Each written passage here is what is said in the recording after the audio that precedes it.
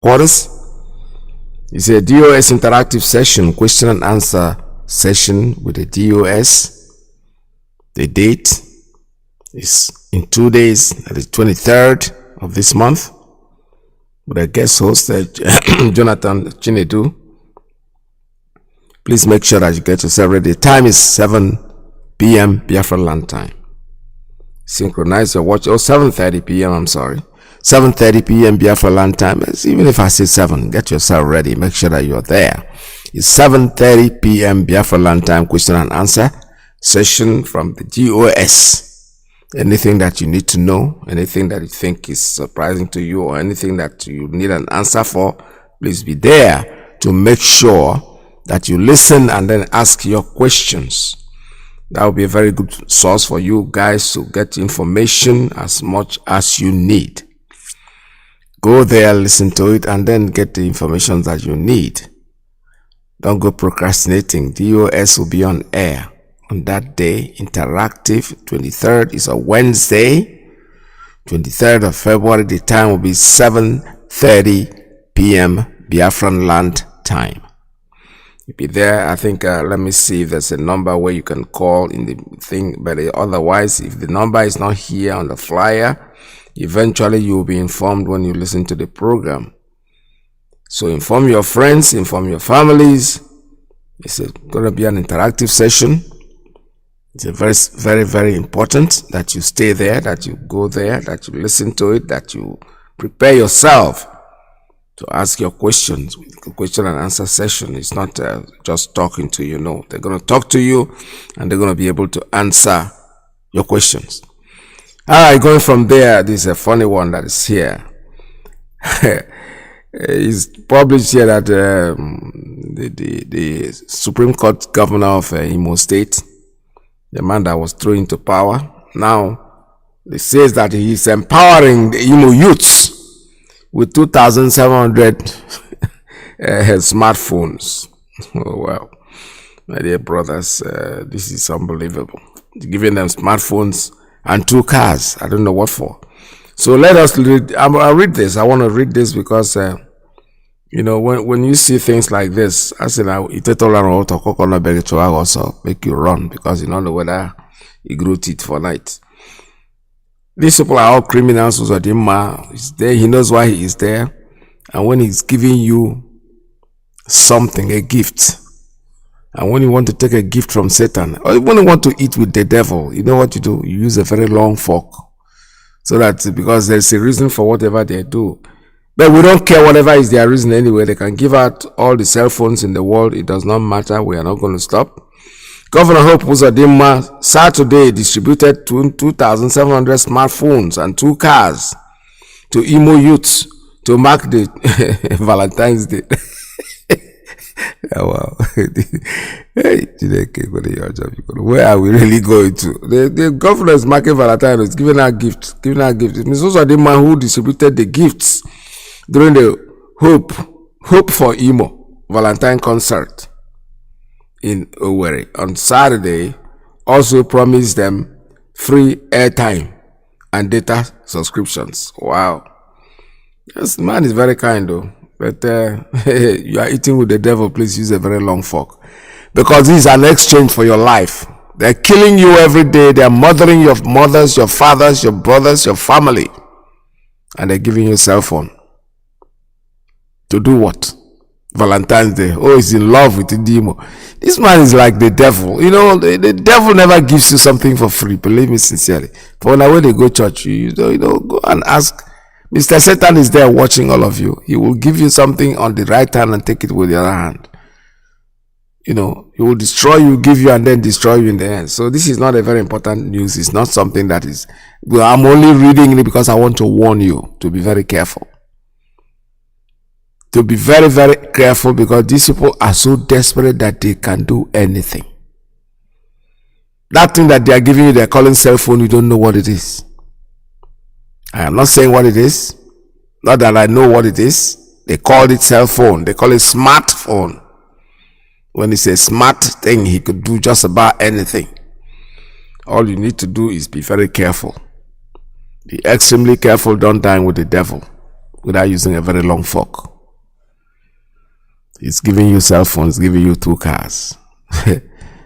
For love's sake. Valentine, what is the meaning of Valentine anyway? I don't even know what it means, but it has to do with loving somebody. That's somebody you love. Like my son is telling me, what did you buy for your friend? It's for Valentine. I said, how much did you spend? He told me XYZ. I said, so what about she? He said, she also bought me too. I said, okay, how much did she spend? The one that you spent is more than the one that she spent, but that is love, isn't it? Love, Mark, I love wanting to. Hope Uzodinma does not love you, Imo people. He was brought in there by your enemies, by your arch enemies to destroy you. And he's doing everything. You know, he has to tell them how he spent their money. Because they give him money to do what he's doing. He's not just wake up and go in there and start buying cell phones. No. They gave him money and he has to account for it. You see, I bought them cell phone, all of them smartphone to show them how I love them. He doesn't love any of you. Believe me, he does not. Because how can you get into office from the number 4 position in a ballot? The people that elected you. They took off the real person that won the election and took you as the 4th person and make you the president and make the governor. So you're trying to clean up your face. We don't care. You can build house for them. Each house, say divide it. If there are 50 million youths in Imo State, build 50 million houses and give to them. Do anything that you want to do for them. You are wasting your time. Biafra is here to stay, and there is nothing you or anybody can do about it. So my brothers, be very, very careful. Be very, very extremely careful. That's what I'm saying. When you give out these gifts like this, when you receive this present like this from the devil, you are dining with the devil that has a very long fork. And there is another thing here this morning that somebody sent to me, which I think is worth our listening to. It has to do with the case of our leader. This person actually made a very good description of what is going on. He read out the news of what they are planning, how confused they are. Everything is a problem for them now, including Isiago. Isiago is, the price of Isiago, I know that they told that about, you know how people, this Isiago, I guess is way, and they raise small. The price are going now because Isiago will go very important dress. I even saw a reverend father at the church, the priest, not even the attendants. I'm talking about Ndebeke, na church, they are wearing Isiago. So Isiago don't make a move. Isiago I'm telling you honestly. So I don't know if those of us whether they wear that before, whether we will fit afford them still. But then no matter what happen, no matter the cost, they will try to get one, at least one. Okay, so the Isiago. It's intimidating the Fulani man. Isiago may intimidate. They are confused. I will not swallow fish bone. I said it. Nnamdi Kanu, you know, there's this kind of fish that has so much bone that when you eating that fish, you gotta be very, very careful. And the bones are so tiny that they can get on your throat unless it's surgery that will bring it out. You can't swallow it in, you can't bring it in, you can't bring it out. That is Mazi Nnamdi Kanu. They're having sleepless nights. Sleepless nights. Everybody does not know, they don't know what else to do. Listen to this. Please do well to click on the subscribe button. Victory Channel is here to give you the latest news. Biafra, Federal High Court to shift venue of Nnamdi Kanu's trial.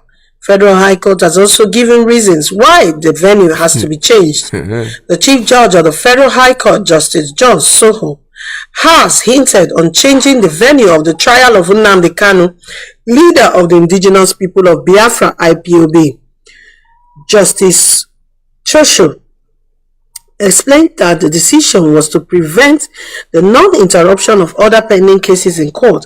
Kanu is facing terrorism charges before Justice Binta Nyako of an Abuja Federal High Court.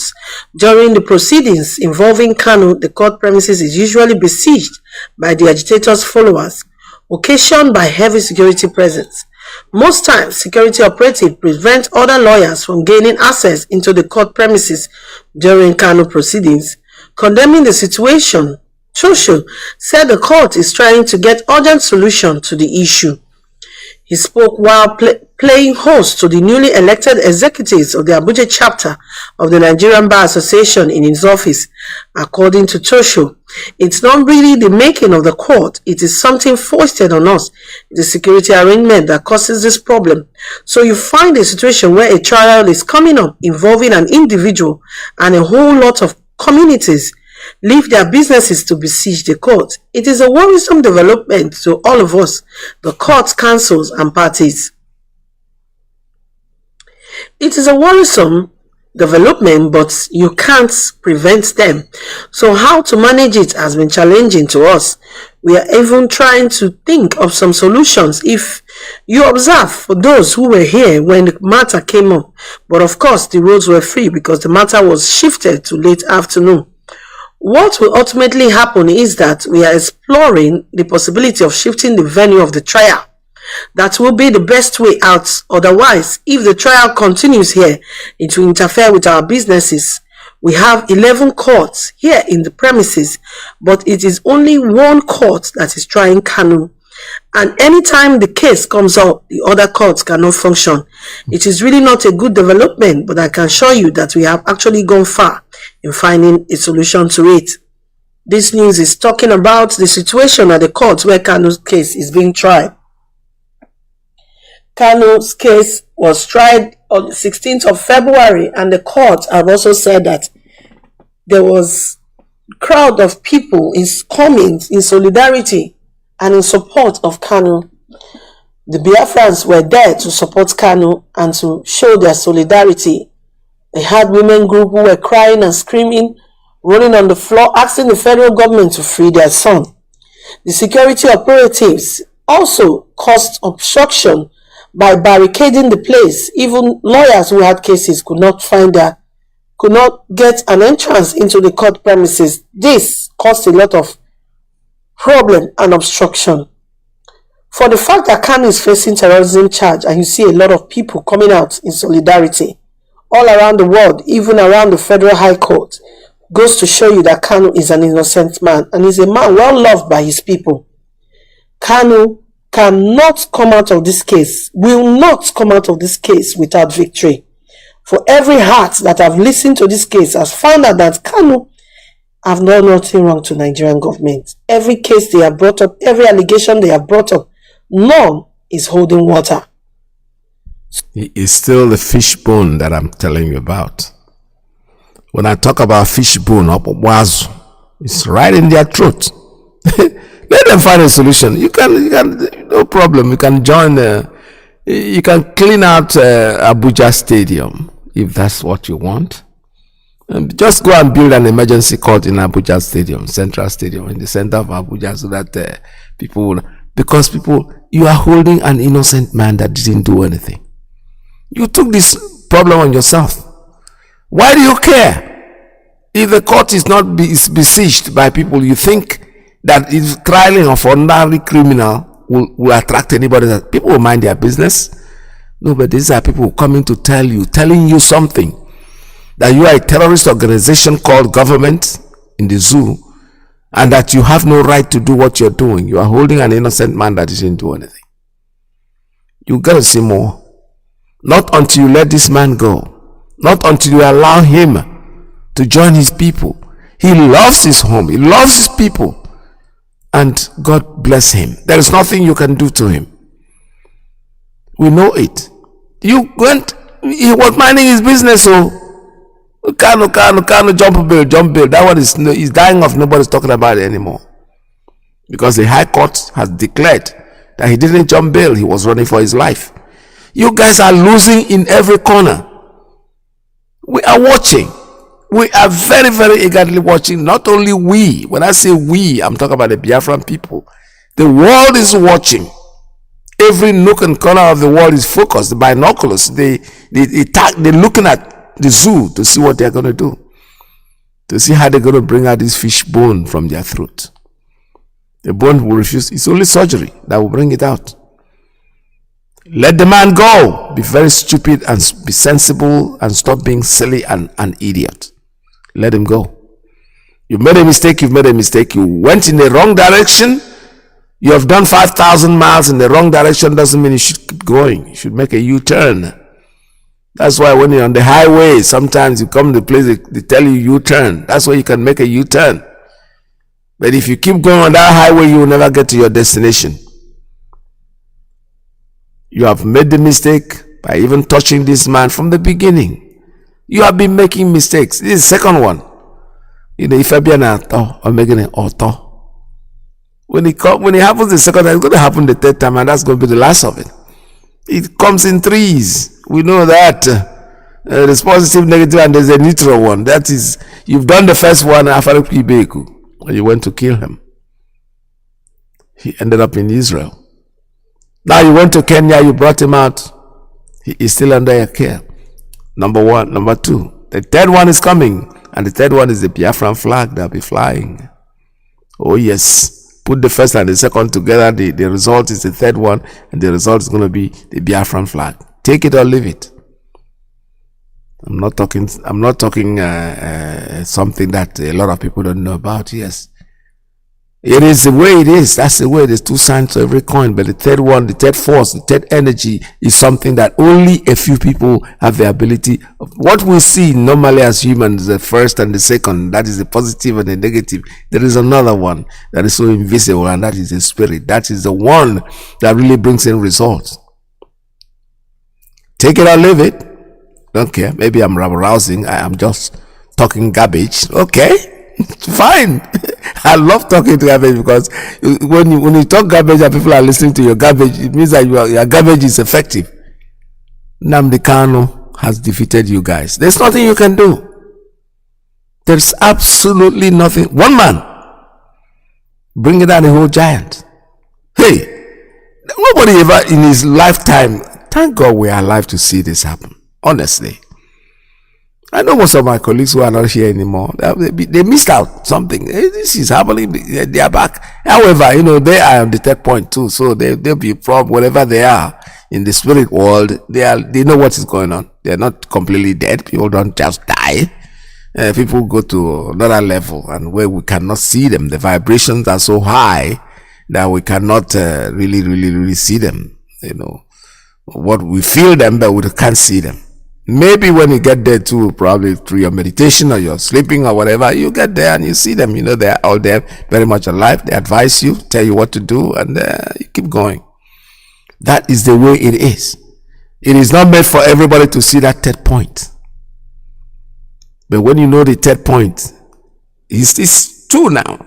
First, Afaruku Ibeku, they went there, they killed them. You know how many people they killed?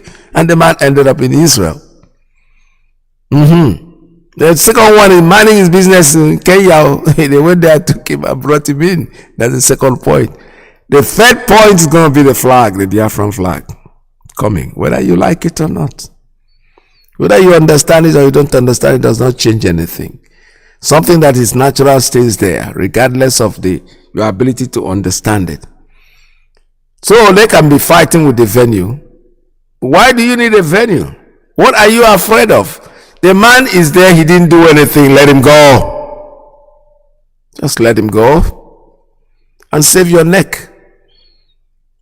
You know, swallow, you know, when you cough, you know, when people cough, they want to spit it out, but out of shame and disgrace, and somebody will say, look at what this man is in, just swallow it. It's not going to kill you. It came out of your mouth. It came out of your throat. So put it back into your stomach. All right? And let it stay there. So what we are saying in a nutshell is there is nothing that this man has done. I think, look at you struggling to get a place. You have 17 or 11 courts in the same premises, and only one court trial, and the whole premises is full. Because people are telling you, leave this man alone. Nigerians, even the few of them that you pay money to come in there, I don't like when people do this. I'm still talking. Why are you calling me on the phone? Oh boy. All right, I will not take this call now because I am still online. For God's sake, don't call because it's interrupting what I'm doing. It takes off my thoughts. on what I'm going to say. When the line is open for you to make your calls, I will announce it. If you're making a call earlier when I'm talking aggravates me, and if I see that number again, I'm not going to take any of your calls today. So please stay tuned and listen to what we are saying. When we are talking, don't concentrate on making a call, because that does not help anyone. It doesn't help you either. So what happens is when you listen, then you'll be able to, probably what you want to talk about will be spoken about. So what is the point if you don't listen to the end to be able to understand what we are saying before making your calls? So please stop calling until when the lines are open for you. You will definitely have to make your call. So what I'm saying in a nutshell is our leader did not do anything. Mazi Nnamdi Kanu is an innocent person. They have gone there, they've taken him, they don't know what to do with him. What to do with him, I can advise you on what to do with him. Let him go. Allow him to go back and take care of his concern. His concern is the freeing of his people. For him is the most important thing. So if you think that you have any case against him, he has been coming to court. You know we don't have any case. You are shaming yourself before the world. The more you start doing this, like I said before, there's something that somebody had said, that Olusegun Obasanjo saw Nnamdi Kanu. It was a retired army, I think a major in the army, that was once on Radio Biafra. We heard him say something like, Obasanjo saw him and said, you know something? He arrested him, locked him up, and then he looked at it and said, nah, this man will give me wahala. So please let him go. No press conference, nothing. He didn't call any press, nothing. Which is smart. Which is smart. And Nnamdi Kanu knew that there are people like that are smart. Jonathan came in Nnamdi, this man will bring us wahala. We just pray that the idiot will become the president, because he's the one that will give you Buhari. It will give you Biafra. And that was Muhammad Buhari. As soon as he came in, that's it. He became the idiot that we know he is. You brought the man to the limelight. You started, we have Jam Radio Biafra. And people like us that didn't even know there was such a thing existing. I didn't know, honestly. I only heard them, I was driving and I heard it. Oh, we have Jam Radio Biafra. And I go, Radio Biafra? I'm a Biafran too. I've been a Biafran since I was a youth. I fought in Biafran war. So as soon as they say Biafra, it triggered something. I say, do you have a Radio Biafra? Because I know that Radio Biafra in those days, the Kokondem was there, rabble, rousing. The Kokondem was fire for them. So when I heard Radio Biafra, I was like, do we have a Radio Biafra? Then my curiosity grew. So it's them, they give you the free publicity. They advertise you because they are so anxious. They don't know what to do. Look at them, all the judges are sitting down, they don't know what to do. You don't know what to do. You know what to do. What to do is that this man study his case and say, you know something? Government, you don't have any case. Let this man go unconditionally. That is all. You just stay here, the rabble-rouse trying to look for a venue. Go and rent the giant stadium. What stadium is the biggest in Nigeria? Go rent it. In fact, evacuate Abuja, entire Abuja, then use the whole city as a trial place, because you are trying something that is very clear in your face. Keep on fooling yourselves, all of you guys. Let the man go. Let him go. He didn't do anything. He never did anything wrong. He's only talking about his people. Look at your charges. All of you that are supposed to be judges, supposed to be lawyers. You sit down here, you're writing something. You don't know. This one, the thing is, I don't know. I don't really know how you guys sleep at night. I'm telling you honestly, I don't know how you go to bed, you wake up in the morning, and then you say, oh my God, today is another day. When you look at the time, you say, God, what am I going to face today? And when you are adjourned, they say it's April 8th, no problem. When they fix these dates, for them, they don't know that time is illusion. Time is not something that exists actually. Man made it. God does not have time. Man made the time for himself. Something that will know from point B to there's no space. God does not have time. Anything that you see that is happening here now is because of the laxity, the distance from I don't know, let me not use certain words. A distance from galaxy or whatever, another galaxy. It has happened already. Biafra is a completed deal. If you know what I mean, it's a deal that is completed, is already there. It's just manifestation. Manifestation is that when you see the lightning, then you hear the thunder later. They happen at the same time, but it's just because one is faster than the other. That's why you hear them first. I'm becoming a preacher now, Abi. Okay. So what I'm trying to say in a nutshell is that they should let this man go because he didn't do anything. Also, somebody sent me something that's very interesting. One of the rabble rousers, I call him Onyoshi, the man that has, Akawasiba. There's something they call Akawasiba. In other words, when two people go and rob and they steal and they rob somebody and they committed a crime, the moment they start quarreling with themselves, that's when the third person that they robbed will know, okay, is this what you guys have been doing? I was listening to Ojun's Okalo. I don't know, somebody sent it to me. It's very interesting because the interest is that the man is talking. For them, they feel their importance. We were there. He was in my house. They came and knelt down for me. If any now he goes oh yeah. But it's good for us. It's good for us because this is why we want Biafra. And all these people will know them. All these people will know them. Those of us who are older, like I said, Biafra is not something that is going to come today and become very fruitful. No. There will be sanitization. There will be cleanliness. Cleanliness, that is rice. Rice, if you hear the rice. And not for those of us who are in the departure hall. Even if that time now for you, I will be too old to really worry. One of my children said something one time to me in the village.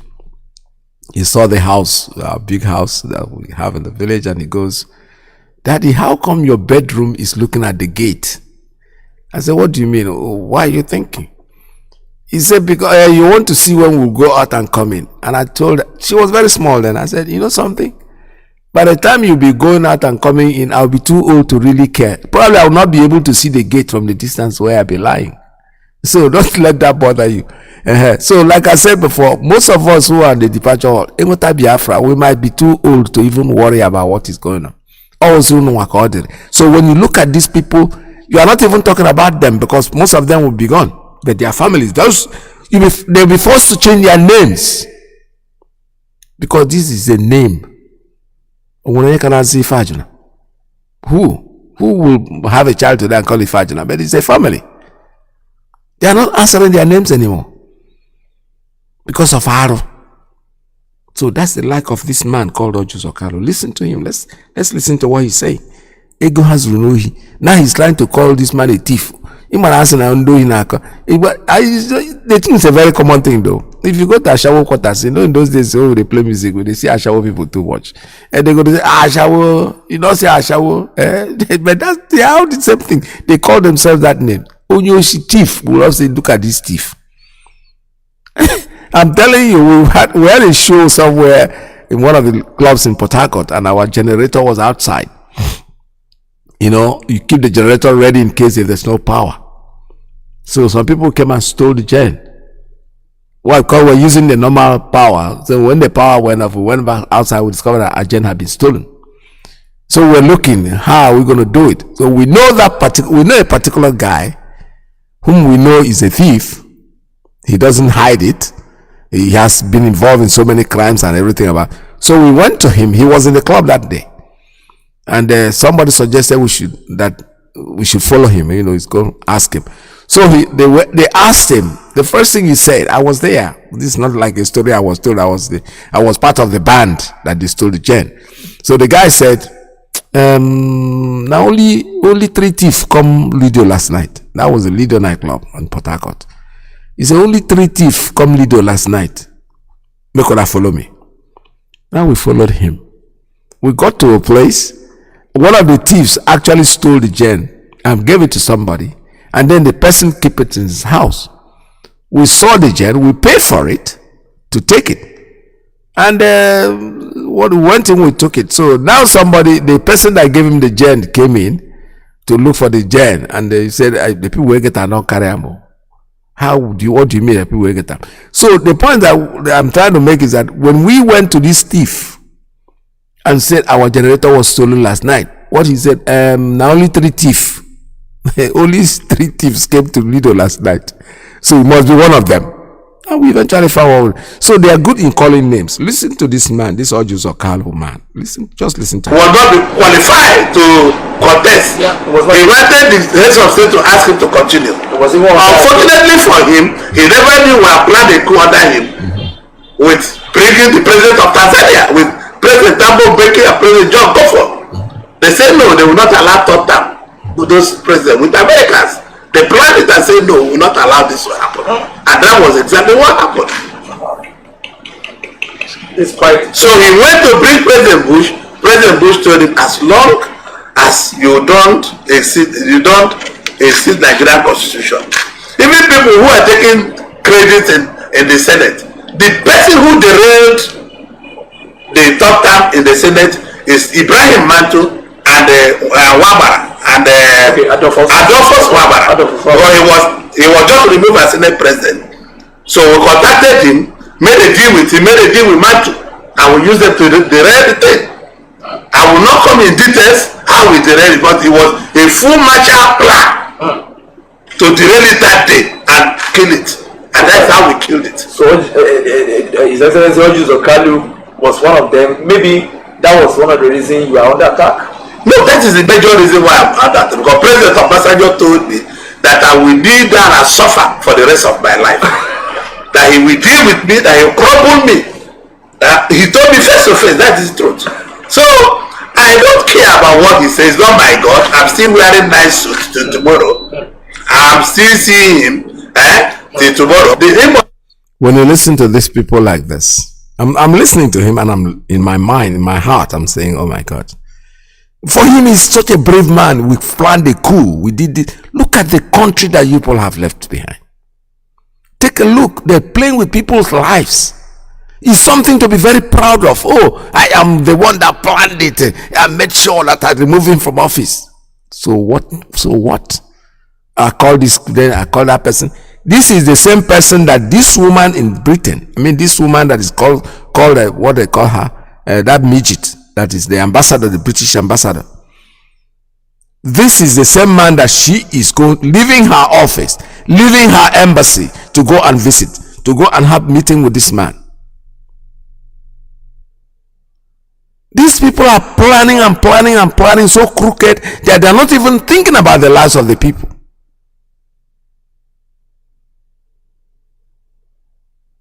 They are planning everything that they are saying. Look at the way he's talking, as if they are the people that are ruling are, even if they are animals. Let me not use the word dogs, because dogs are friendly, and they think the people that we're talking about human beings and human lives. They are playing soccer with your lives, and all of you will sit down there, Nigerians will sit down there and open their mouth and say nothing.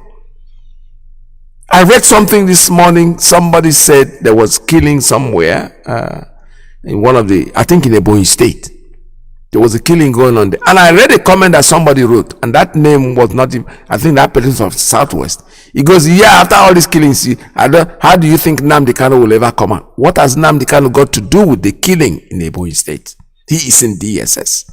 They said unknown gunmen killed NDLA. And now you are attributing.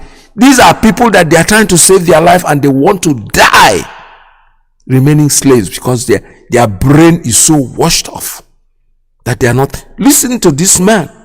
He's talking about Obasanjo trying to be third term, that we derailed it. Derail it to do what? To make Nigeria a better place? Derail it to do what? What did you really do? Your ego is carrying you. Oh, we are the ones that speak for this country. We are the ones that make sure that things happen. But the point is that you make things happen. What has happened? The legacy you are leaving behind. Look at the suffering of the masses. What are you going to be proud of? How can you beat yourself in the chest and say, I did well? Don't tell us how egoistic and how stupid and how foolish you are. Oh, well, he knelt down and told me I'm going to suffer in my life. That has nothing to do with us. It has nothing to do with the Nigerian people. 200 million people that will not look at people like this and set them on fire and burn them and get rid of them, so you can continue with your lives. Look at the way they're talking, as if what they did is so honorable. It's so something to be very proud of. Something to be, I don't know how to put it, something to be, for somebody to shake hands with you and say you did very well. What did you do? All the selfishness, ego trip that you guys are taking. I keep listening to this. Let's listen to it furthermore, because it's very annoying. And anything in the man, they say who cannot speak through double petal. Obasanjo is a shameless man, because he's supposed to be one-time president. Can you listen to him? This is exactly what I was saying. The prostitute Ashawo will call you Ashawo first. Look at him. Obasanjo is a shameless man. Are you what about you? You transform what you are into somebody else. You project yourself to somebody. That is why it's very easy. It's very difficult for people like this to get. Look at him. He's still running around. This was a man that told us first. At Afaruku Ibeku, he is from the same local government or whatever, the same state with our leader. Our leader is Kanu, K-A-N-U, and he's Carlo. But he can fool anybody who doesn't speak the language and say, oh, he's my brother, because we answer same last name. No, he's not your brother. He's not your brother. If you have a chance to kill him, you will do that. Because you never do, you are a snake that never does anything.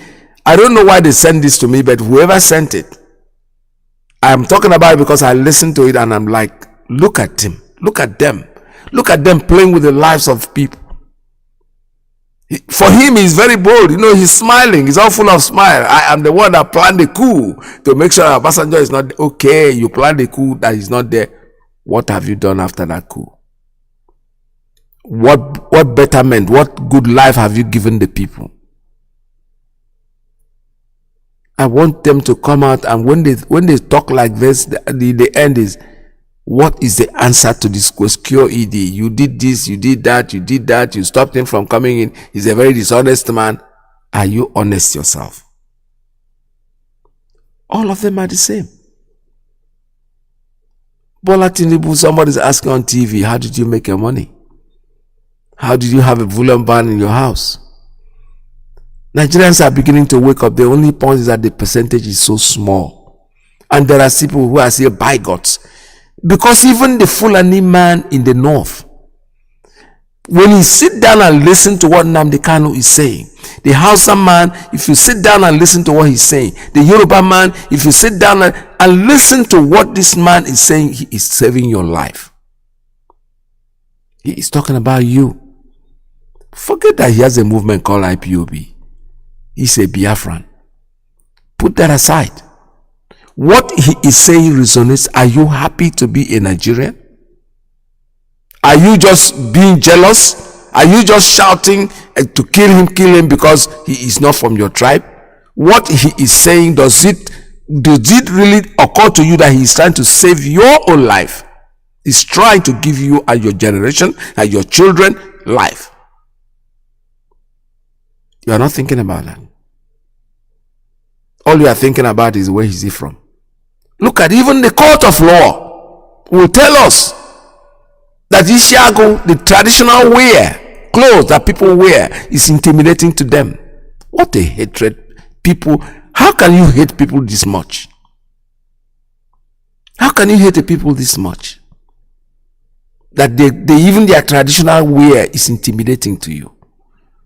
The hatred that was started, it didn't start today. It started from the beginning. Ahmadu Bello, that terrorist, is the one that started it, and it has not ended, because it's like a DNA that runs in their blood, each and every one of them. To hate somebody who didn't do anything to you. To hate somebody who has never killed you or never planned to kill you. All he tries to do is to excel. All he tries to do is whatever you give him to do, he will do it very, very well. The Biafran people. I remember in those days, the people of Akwa Ibom, our brothers in Akwa Ibom. I grew up in that area, so I really know very much. They are very dedicated.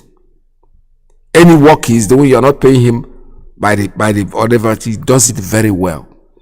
That it became something, the cleanliness in them, they transform it. They are not just clean to themselves, they clean to even the person that they are serving, who is paying them peanut. They make sure that they clean the house. They make sure that the man's shoes are shining. Things that his wife cannot even do for him, they do it. But in the end, they look at them as people who don't have life, when actually they are the ones that have life. That is exactly what is going on in every part of the world. They hate us so much that the hatred did not start today. The hatred had been there before each and every one of us, even our fathers were born. But it's not going to stop us. It's not going to stop Biafran. It's not going to stop the coming of Biafra. The Igbo man is going to be his own, whether you like it or not. We don't need you. You don't need us. We don't need you. What we need is give us the room to space. Look at the oil. You think God blessed us for nothing? No. God saw everywhere and then went in there and put that thing that is driving all of you nuts, that you think that our life depends on oil. It does not. It does not. Children, the Biafran children are inventive, they are creative, they have their brain, which is the most biggest resources you can have in your life, but the hatred will continue. A law court will sit down and say, why we don't allow him to change his clothes is because he is going to wear his traditional clothes. That is very intimidating to us. Since when did the way you dress to court? I know lawyers, they have uniforms, they have how they dress to go to court. But I don't know when it became a taboo for you to wear traditional clothes to court. I've never heard this before. But it's because of that same hate that started from the beginning. They hate the Igbo man to the core. Major listen to talks this. About killing your premier. Add on top of that the North's general hate of the East, and you can start to get the picture of the sort of tribal tension Nigeria was heading towards. One thing I've noticed, Premier, while I've been here, is that Northerners seem to have, I might almost call it, obsession about the Igbos. Could you perhaps explain that to me? Well, the Igbos are more or less the type of people whose desire is mainly to dominate everybody. If they go to a village, to a town, they want to monopolize everything in that area. If you put them in a labor camp as a laborer, within a year they will try to emerge as headman of that camp, and so on. Well, in the past, our people were not alive to their responsibilities, because you can see from our northernization policy that in 1952, when I came here, there weren't 10 northerners in our civil service here. Then I tried to have it northernized, and now all important posts are being held by northerners. Is this policy of filling all key posts in the north solely with northerners and not with other Nigerians a temporary or permanent one? In actual fact, what it is a northerner first. If you can't get a northerner, then we take an expatriate like yourself on contract. If we can't, then we can employ another Nigerian but on contract too. This is going to be permanent, I should say, as far as I can foresee, because it will be rather dangerous to see the number of boys who are now turning from all our learning institutions, coming out with having no work to do. I'm sure whichever government of the day might be, it will feel rather embarrassed, and it might even lead to bloodshed. That's what I was talking about. That's the terrorist, that's their master, that is the person that the DNA started from. The hate of the Igbo, the hate of the Biafran man. The hate, when they say Igbo, let me be honest with you. I'm talking to the younger generation that grew up. Growing up at your age, when I was a teenager, when we were little, when we were in high school and all that, there was no difference between us. No. We never knew there was anything called Igbo. We were all talking together. I remember there was no difference. In the school, you merit it, does not, nobody cares. My last year in college, in high school, my school prefect was from Akwa Ibom. A very good athlete, strong athlete, and is very brilliant. He became the school prefect. There was no difference. It was when after the war, during the war, not even after the war, till a little before the war, that they started creating all these demarcations. Who was not cursed? Let me come down to it. The Igbo man, in this eastern region, we had nicknames for ourselves. We addressed us by our nicknames. That didn't mean that we're not one. I remember words like Ijekebe. I remember words like Wawa. I remember words like Ogoni. These were not insults. These were just names that the way we chose to do it. They call us the Anambra, the so-called Anambra now, they call them Ijekebe because of the way they talk. The Wawa, they call them Ronya Onyewawa. For them, it wasn't an insult. You know, I wouldn't say it's an insult. It's like mimic. There's something that children play around with. That didn't make us different. We were the same people. The word Okrika wake up. Where do you think the word Okrika came from? Okrika wake up. That became a popular used clothes thing. I asked that question one time and they explained it to me. That the boats were coming into Okrika town, Okrika river, to the river there. And when the boats land with these used clothes from Oyibo land, they bring Okrika. Now they will ring the bell, Okrika, wake up, Okrika, Mekona, wake up, goods don't come. That's what that name came from. And who were the really Okrika wake up sellers? Our brothers now. Our brothers, you know, Okrika, the Abripa people. That was their mode, that was their trade that they started. Now, as soon as they created these states, they started telling them, it started with Port Harcourt. That's why only Port Harcourt, because that was a promise that they made to them. Oh, if the Igbo people are dominating you, and then you're going to take over their property. Okay, all right. But the people that took over this property, why don't you start sitting down and thinking? Because we are the same people. The man from River State, some people will say, Ikem Nabia. Ikem Nabia, that is Igbo language. I'm coming. Then tomorrow they will tell you, I'm not Igbo. My name is, my father told me I'm not Igbo. Of course your father did tell you, but don't you think? Where do you come from? So the hatred, when they are saying hatred, during the massacre in the north, it was Nyamiri. Every person from the eastern region is called Nyamiri.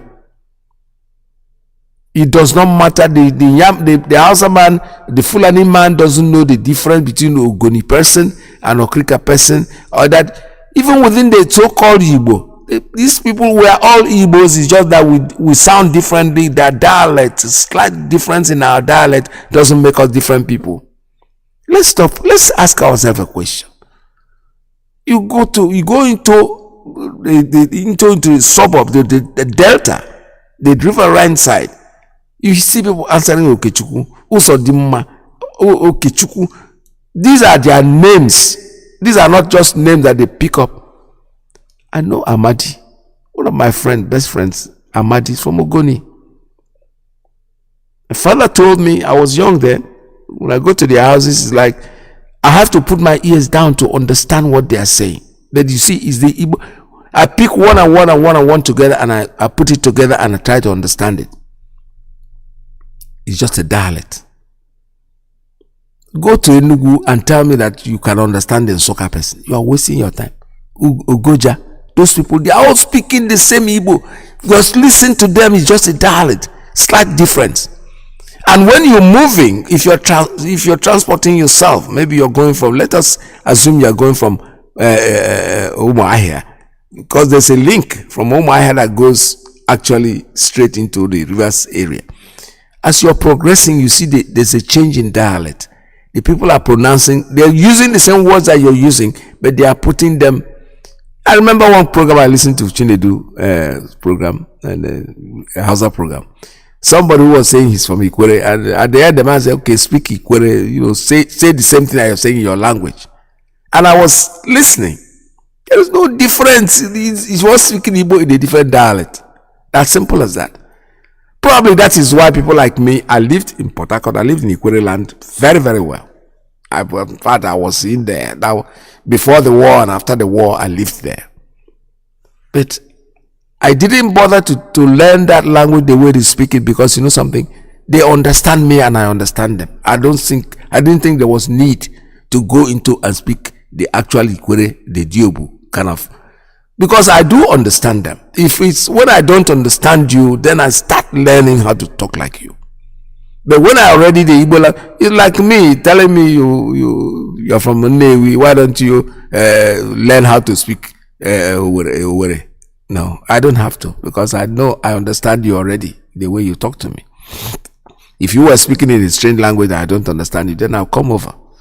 And in fact, I had even this notion that as soon as I'm talking to you, you're speaking Igbo to me, as soon as you're not, there's something they say they call it Central Igbo. I don't really know what that means anyway, because for me, when you talk like Imeakbole, I understand that. I will just respond.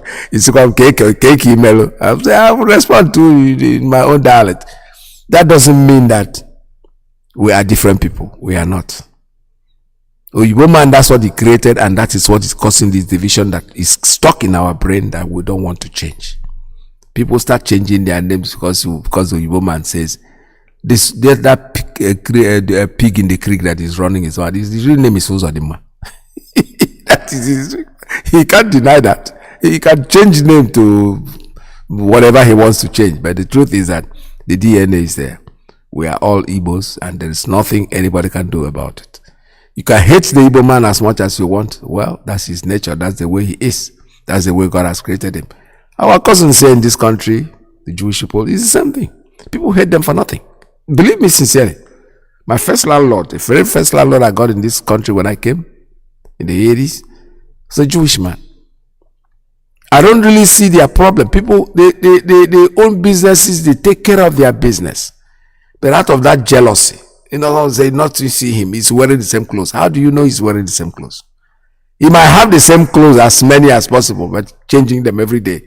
He doesn't go his ego. He has suppressed his ego. He is not there to try to help you or try to make you understand that he is very special. No.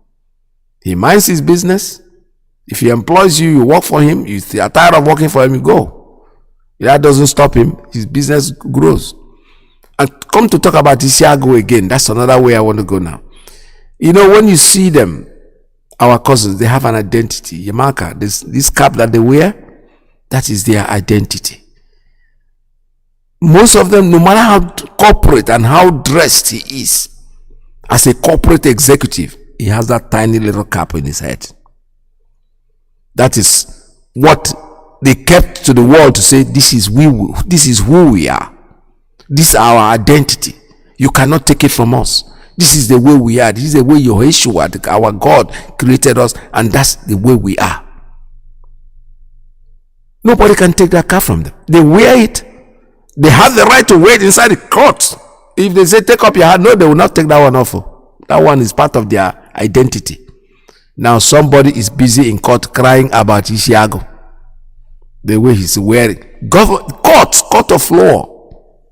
They don't respect the tradition. Not that they don't respect tradition. For them, we are conquered people.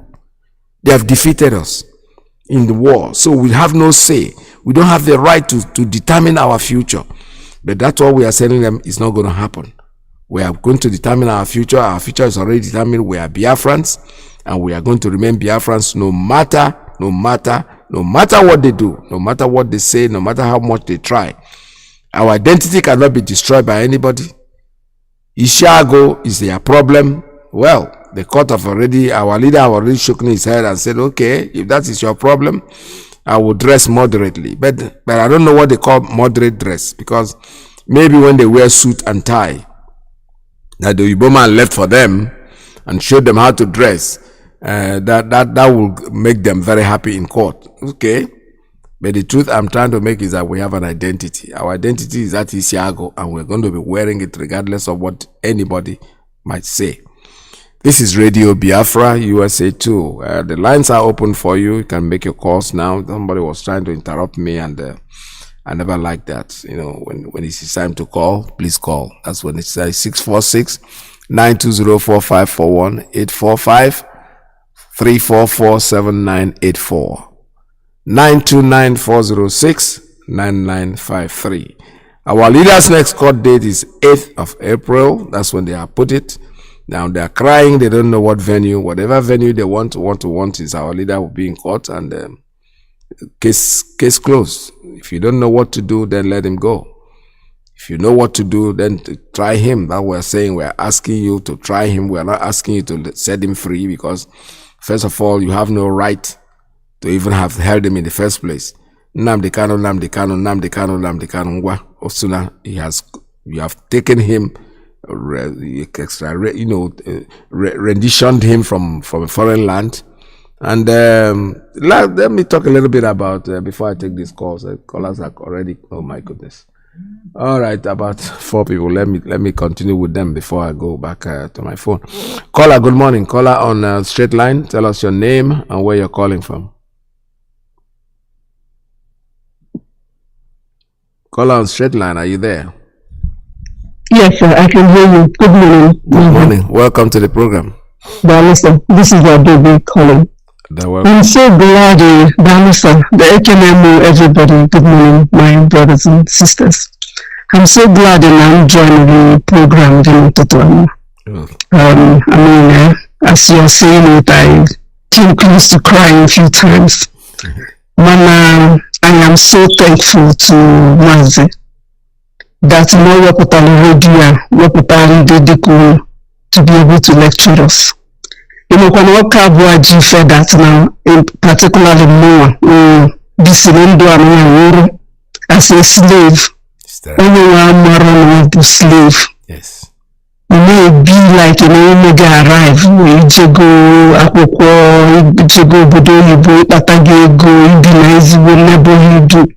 let us life running the slave. So thankfully, I am only going to slave. Yes. So all the I'm fighting and die as a slave, knowing that I tried. Yes. Than I'm just be a fake life. And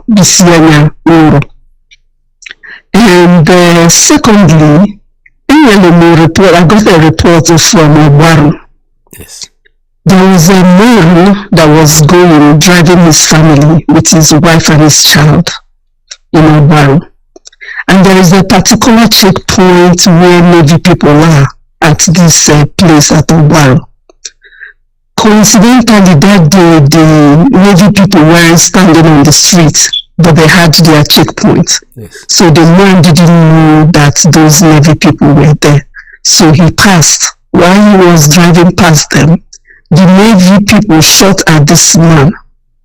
So the man stopped, not knowing that these people have killed his wife and his child. So when he got down from the car and then said, why are you shooting at me now? Am I a thief? Why do you shoot at me?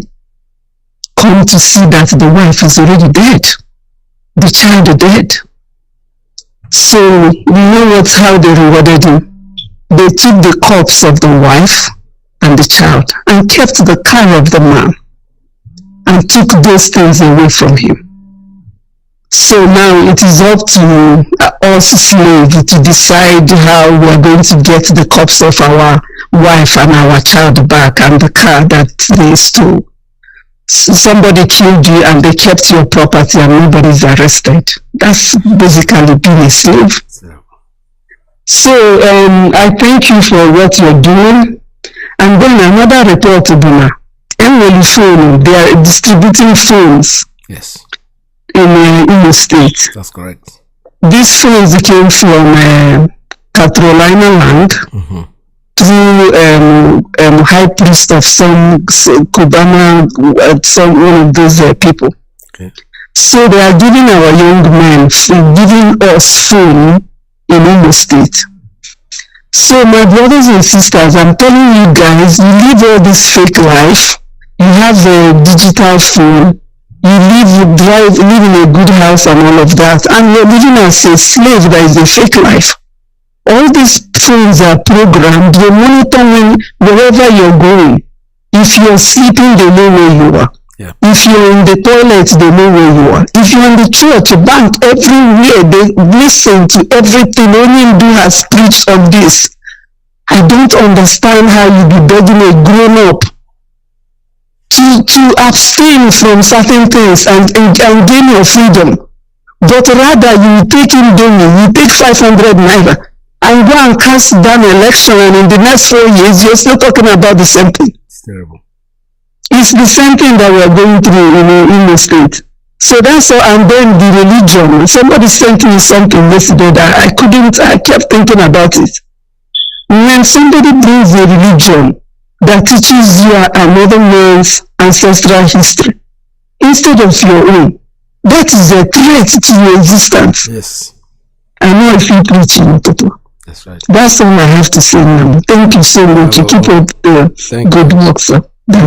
Thank you so much. All right, this is Radio Biafra USA 2. We are here to talk, and you have to understand what we are saying. Ebruna cell phone. They brought you a cell phone.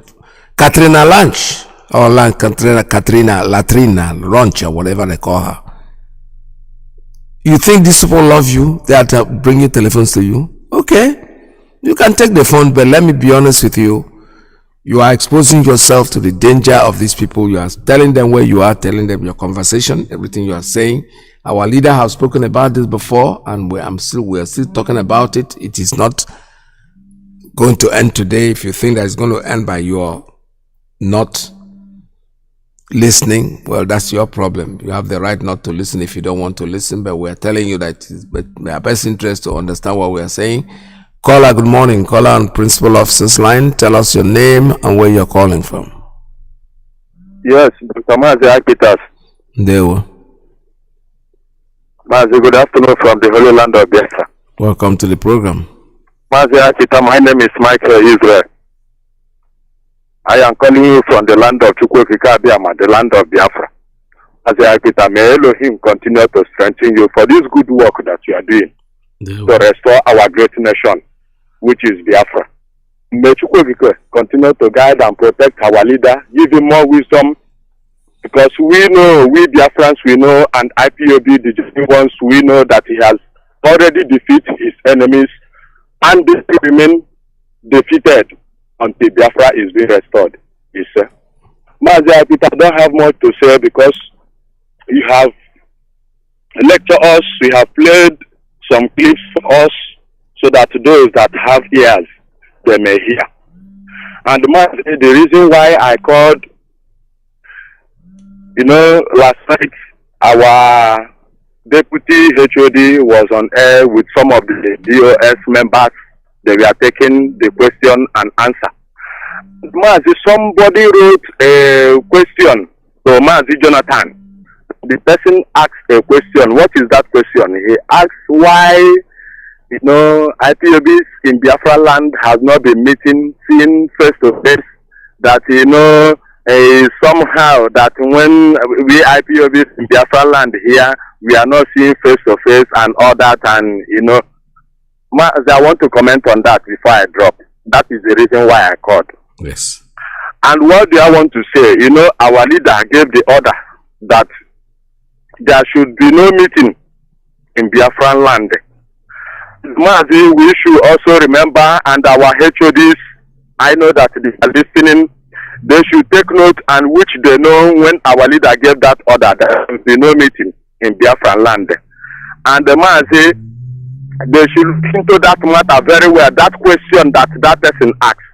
Because Mazi, that we have the enemies everywhere, the infiltrators, they are everywhere, they are looking for, they are devising every evil means. Mazi, you know that Ipob is making their life now miserable. You know that Ipob is making them to cry, even blood is coming out from their eyes, yes. Like our leader used to say. If you want to know what is happening, go and ask our enemies what is happening. They will tell you. So, man, say, what are they looking for? They are devising a means in a band of flesh to see if the infiltrators can push hard. So the people in Biafra land here will be coming out because they want our blood to suck.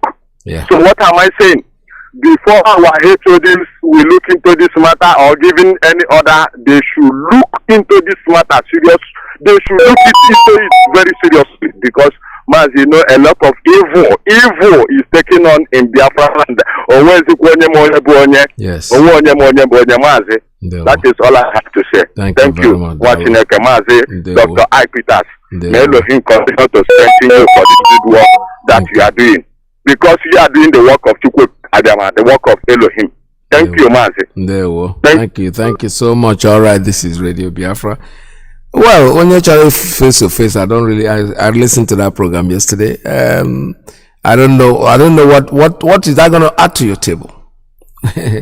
I know, what is it going to really add to your table? You want to spread more blood? Is that what you're saying? Had to come and ask that kind of slave question? It does not matter. Wherever you are, you can act as an individual, do what you have to do. No. Not when they say sit at home, you start complaining. No. When they say sit at home, sit at home. The day they will go to court, if you feel comfortable, you think you can travel for solidarity, you go and do it. You don't have to hold a meeting every day and then talk about the same thing over and over. Our leader has taught us so well, and we have all listened to what he's saying. We should.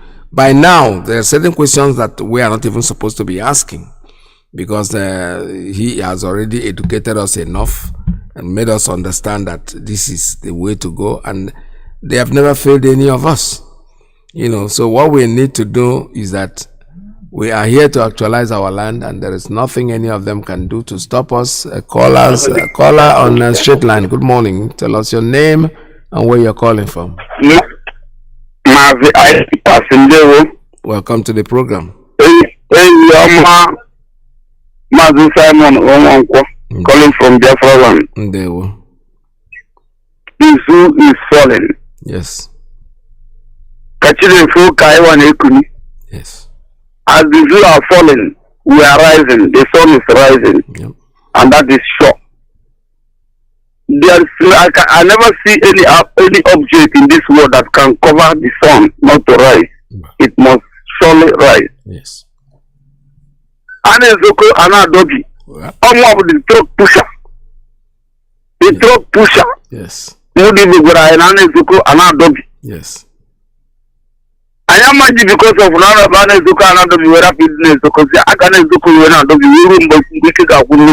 That's right. And they must surely tired. They are getting tired. If I'm to say, I can even say that they are dying. Because it seems like when you put oil on fire and you are not looking after it, the oil will dry. Yes. And if your soup gets spoiled, as the woman, I don't know how to speak it because I'm not from England. But why, anyhow, if you understand. Get the whole firewood in this world and put on it. Instead of that soup to come back afresh, the soup will now burn together with the pot. That's right. And the so shall the zoo burn together with their pot. Yes. And every of their objects that they are running against us with. Order. Yes. Everything is happening at the exactly accurate time, and have ordained it. Yes. We are not the programmer. We are doing as a human being, but God have already programmed everything. Yes. Taking our leader to open field or taking our leader to CNN. You know, that is the time to show the whole world that our leader is a leader to the whole world. For everybody to know that he is going to court. Yes. It's not easy. A man, just one person, is now making the whole nation, the whole country, to close their federal high court and carry our leader to open field. Let everybody see and let everybody yes. Things are happening. When the time if you are a footballer, when the time of when God said that you will score, that exactly that second or minute you will score. You are going, you are winning goal and you will go. Thank So you. I'm greeting, I'm saying kudos to our leader, Mazi Nnamdi Kanu. He will live and they rejoice with us live. Amen. In Biafra land. Yes, sir. We are going to rejoice with him. I don't have any shaking. If I review this, I dreamed last month our leader come out from that their dungeon prison, come to my house. I'm not anybody, I don't have anything. But I was so surprised. Our leader come to my house and said that I should give him food to eat. So as my wife was preparing the food, that was rice. For me to go and serve our leader. You know what is in dream now, I wake up. But I claim it because I know that it's going to happen. There you go. We are going to rejoice with our leader, that is sure. My first dream was in the year 2013. When this very Buhari signed, give our leader paper for us to go. But he did not sign the signature. So our leader said that we should sign the signature. So Buhari was begging him that he made a mistake. Collecting the paper to sign, I wake up from sleep. I'm not a pastor. I'm not a native doctor. I'm an ordinary truck pusher. Yes. But I know that when the time reach, we will rejoice. Put it on my name. Yes. Because people know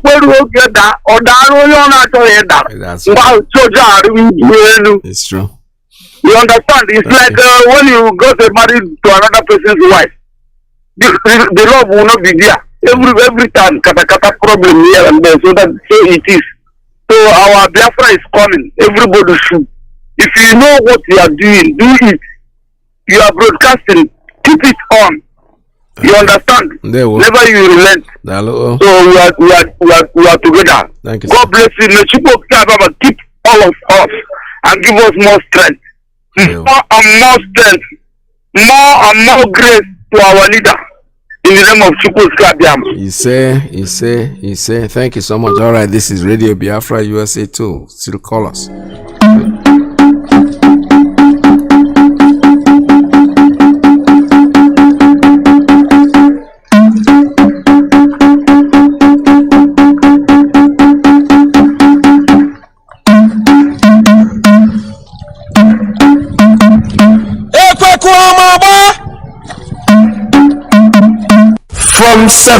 From 7th April 2022, the selling and eating of nama, also known as cow meat, is forbidden in Biafra land.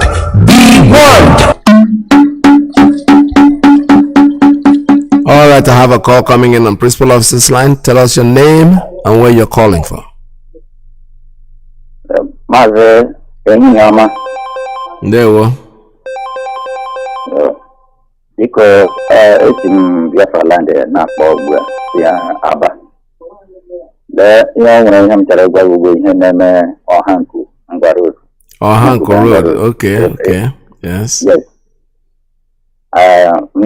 Ndi zoo ame batareba ne apamishi umukorobia ahụ ebe ahụ anyị na-eme ugbu a.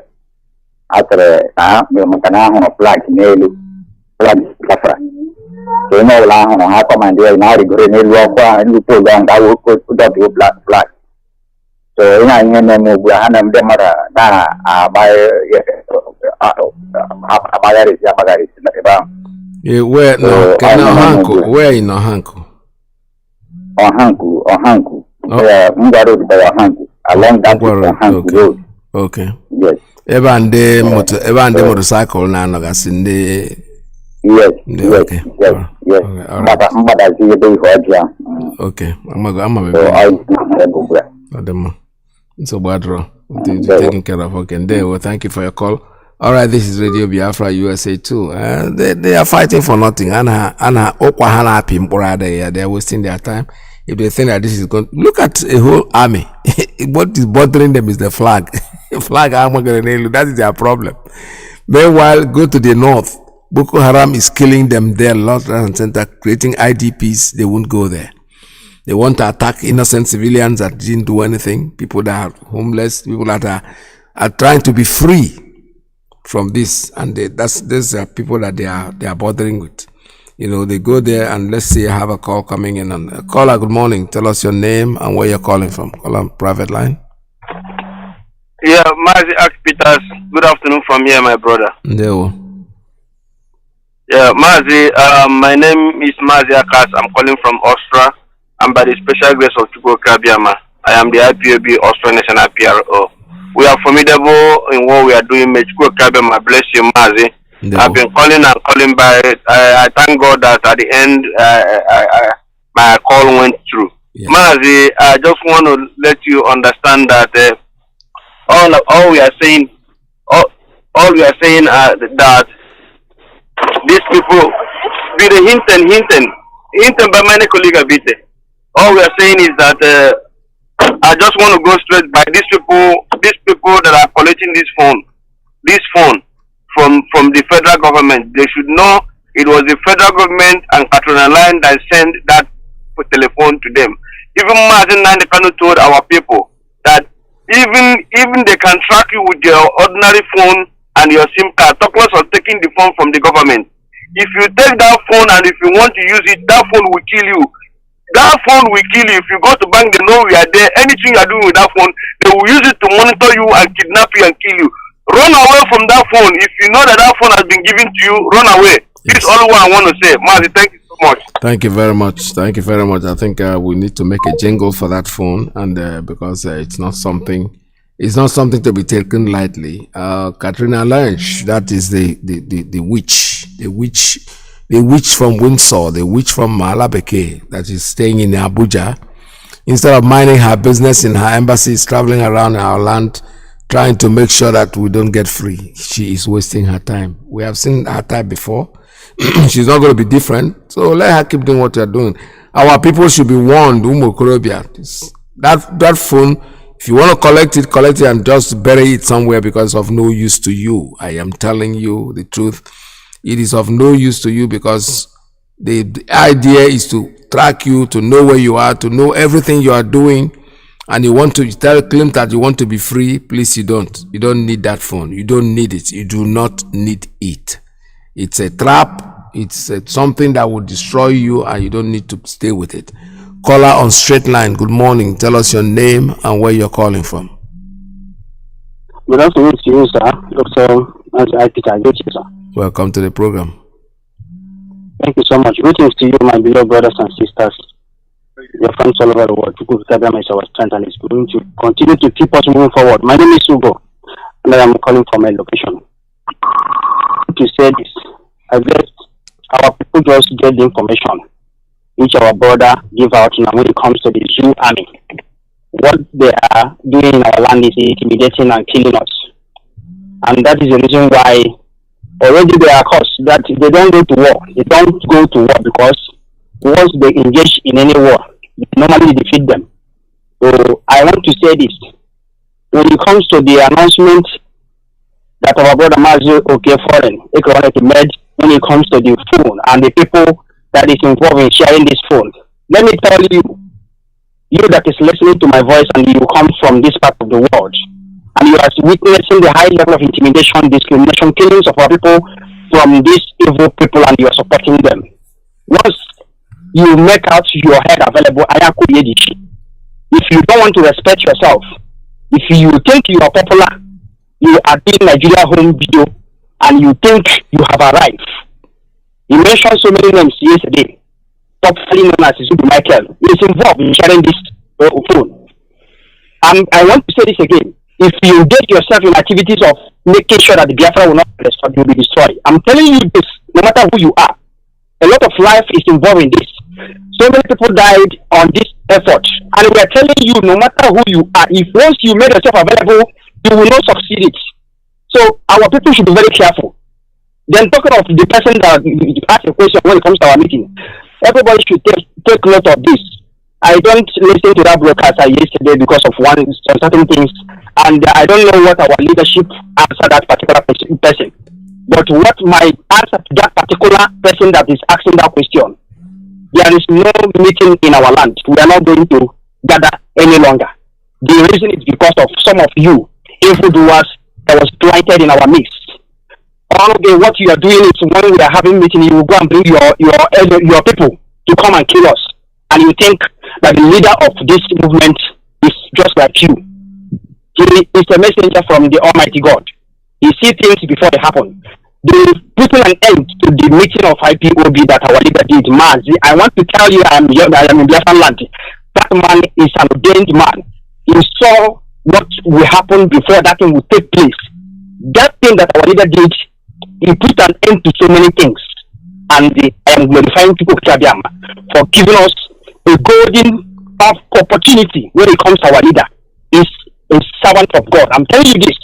Do you know that these people that want us to start holding our meeting once more, they are the ones that will go and give the enemy information. Yep. They are the ones. But since our leader did this and end up the meeting, so many of them we are running haters scattered. They don't know what to start. They are looking for IPOB members. They don't see them to get. And that is how all of you and your evil plan will fail. So for that reason, we must continue to follow the leadership of IPOB. What our leader gave us an instruction, we must continue to follow it, whether you like it or not. Thank you so much, Mazi. Thank you very much. All right, you know, the thing is keeping them so miserably uncomfortable that what they want to do is the opportunity to snitch. Because I've had people call me here. I've been called. Some people have called me. You know, I'm in Aba, and I can't find a way to join IPOB meeting and things like that. And I'm like, you're in Aba and you can't find a place to join IPOB. The whole of Aba is IPOB now. So before you para from here to here, you see somebody. You all know the game, because if it's so important to you that you really want something to join or whatever the way you are saying it, you don't need to call Radio Biafra to find out information. You are living in Aba, and somebody living in Aba is calling Radio Biafra USA too to tell me that you want to join IPOB. I am not living there with you. So what we know is that you are not serious. It is serious. You will know where to find what you're looking for. Caller, good morning. Caller on straight line. Tell us your name and where you're calling from. Yeah, Mazi IYKE. No. I'm Mazi IYKE. Welcome to the From Omambala province, Biafra land. Thank you so much for the job well done. I have to thank Mazi the executive officer of the Biafran race. That is the wise man of the East, the Lion of Africa. I have to thank also the DOS for their wisdom by leading this movement, this divine movement. That is it's not common at all. And you people are trying so much. Legal department, okay, foreign. All of you people, I have special regard to you because you are keeping the ball rolling. The train is moving. Thank you so much. We start with the phones distributed for people. He said take 9,500. Any person collecting that phone is gone. Any person collecting that phone, hopelessness is the danger. Is distributing these phones to maybe for the use that the remaining use in Imo and Ada in Biafra land. The ones that remain that are waiting for killing. Maybe he didn't slaughter them or to count their numbers, whether they still remain. That's somebody that is going there to collect phone. He never sees phone at all. So long truth people. That is what you will catch. Again, I have to talk about this Isiago matter, Isiago cloth. You see what we've been talking about. So these people now, Fulani will dictate the type of cloth we will wear here in Biafra land. That is why they have regarded us as just slaves, as nobody. That's why somebody will come and dictate the type of cloth you will wear. What about the one of Chiwetalago? The same thing. Chiwetalago was caught last time for wearing rising sun cloth. if you are talking about somebody suggested to wear the Shiago during a court series on April 8th, the people will show that is Shiago. But I'm also suggesting the Rising Sun to mix up with Rising Sun clothes. Small this red cap, that nobody should wear red cap. That one is coming. Or our girls, that the type of clothes they love to wear, or trousers. This is coming to tell us that we are slaves. So many things is still developing. Yes. That these people, they thought that all of us are the same thing. Because they are still the gullible ones. So I'm just telling the Biafrans, if you are not unbuyable, you are not unbuyable, you are on truth, never quench. You never start this race at all. Because you have to be unbuyable, unbribable, undeceivable. That is when you count yourself as a Biafran. Some people thought that even these RTD numbers that are sworn in the oath. But the spirit of Biafra is not in them. They are RTD members. If you don't have the spirit of Biafra in you, you are still the same thing with the Catholic Republic people. That is what I have to say concerning the issue of Isiago or something of that nature. So I have to thank you so much, you people, for what you are doing for us. It's not a small job. DOS, I still thanking the DOS. I regard them so high for the job that they are handling today. It's not a small thing. That I said they are handling the most difficult job on earth. Because I remember that our leader said that he didn't want to lead this very race. This is struggle. But the Almighty Yahweh told him that if you refuse to lead this struggle, you run mad. That's what he said. He said he studied Igbo man brain for 18 good years. And he doesn't want to involve himself in this type of anything that connects Igbos. But the Yahweh told him that if you fail, you run mad. Yes. That is what we can see today. Any person, when they show you money, you change. What is money? What is money to compare to our freedom? Our freedom is forever. Money is temporary. So, I'm dropping. I'm done. Thank you. Thank you so much. Lewo, thank you so much. Yeah. All right, this is Radio Biafra. I have another call coming in. Let me take this one. I'm sorry. The caller just dropped. Yeah, fortunately. Okay, now the caller comes back. Let me take straight line call. Call on straight line. Tell us your name and where you're calling from. Call on straight line.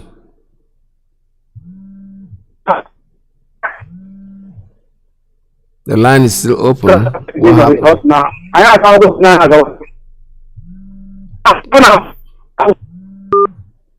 All right, unfortunately, the caller is calling radio, and he's talking to somebody out there. The phone is on his ear. He cannot talk. All right, this is Radio Biafra USA2. Yeah, there's somebody I need to call me offline after the program. He's a very popular caller here, somewhere in the United States here. Anyway, I'll try to get in touch with him. Forget about it. So I wanted to announce him to call me, but I don't think that is proper. I'm not going to do that. I'll find a way to get in touch with him at the end of the program. Get him to call me. Somebody just sent me something and he wants me to play it on air, but I didn't listen to it. But because I trust this person, I'm going to have to. It has to do with they are calling us names everywhere. IPOB is the talk of the town. Everybody, even the journalists, are even defending us too. Caller on WhatsApp. Tell us your name and where you're calling from. Hello, Mazi. Good afternoon, sir. Welcome to the program. I'm calling from this zoo. Mazi, thank you so much for your work doing for us. Mazi, I want to speak about this man, this Kenya ambassador that they killed, the zoo killed yesterday. Kenya people, they should hold zoo accountable for the death of the man, because that man want to testify what happened. That's why the zoo killed the man. So Kenya government, they must hold this Nigerian accountable for the death of that man. They are the one that killed the man. Nigeria killed the man. Yeah. They should hold Nigeria for that. For that. They should hold Nigeria for killing of their son. Then regarding the extra donation of our leader, we are waiting. Mazi, last year, you talk about changing of a venue, the changing of location for our leader trial. We don't know what are they? Okay, where they want to change the venue. This is very important. They should not take that venue. If they remove that venue, they must not take that venue to the north.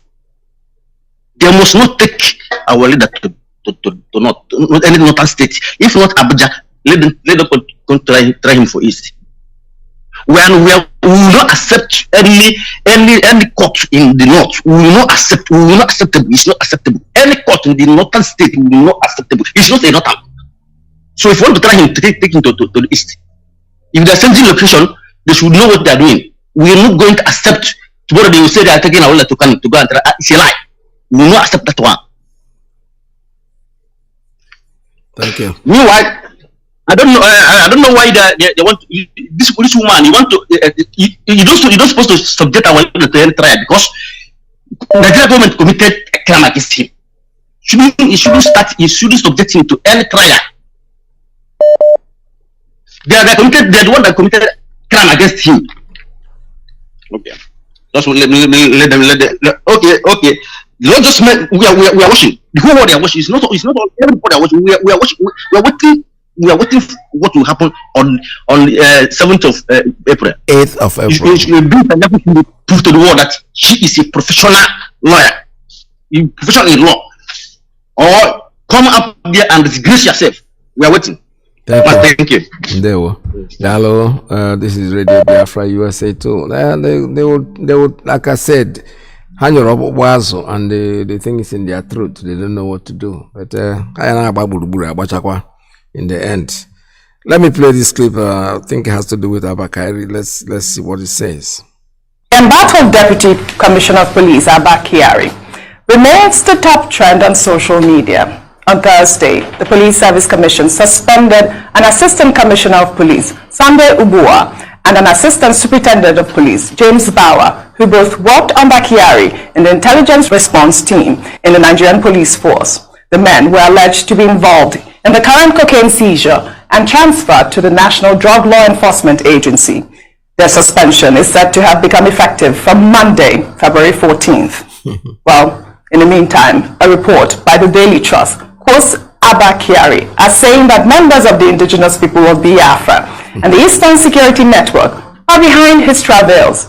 The disgraced Deputy Police Commissioner reportedly made the claim when he appeared before a probe panel led by the Deputy Inspector General of Police, Joseph Ebunike, at the force headquarters in Abuja. Kiari claimed that the group orchestrated a smear campaign against him on social media because of the onslaught launched against them in the southeast. But I've heard everything, but this one was quite hilarious. Ipob and the ESN orchestrated a smear campaign against you. We've heard so many other people talk about how, their issues come to the limelight, but this one is strange to me. I mean, did Ipob tell him to hop in a car and allegedly plan a drug deal? I'm quite baffled. Well, what for me, the subtext there is that there's something quite sinister afoot. We all know, since we're black people, how black people are often suspects, how we're looked at with suspicion. And now this is becoming an emergent trend for Igbo people. You referred to that article recently, and I went and read it by Dono Kobara about Igbo phobia.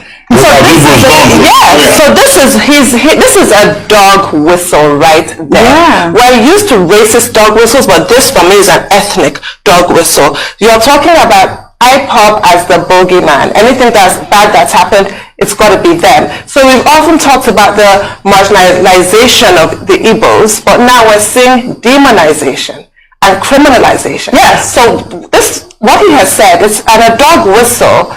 is always to appeal to certain people. We all know what that means. So what he has said for me is a lot weightier than it initially appears. It sounds something ridiculous you just reject, but it speaks to a much darker undertone about the current reality in Nigeria right now with regards to tribalism.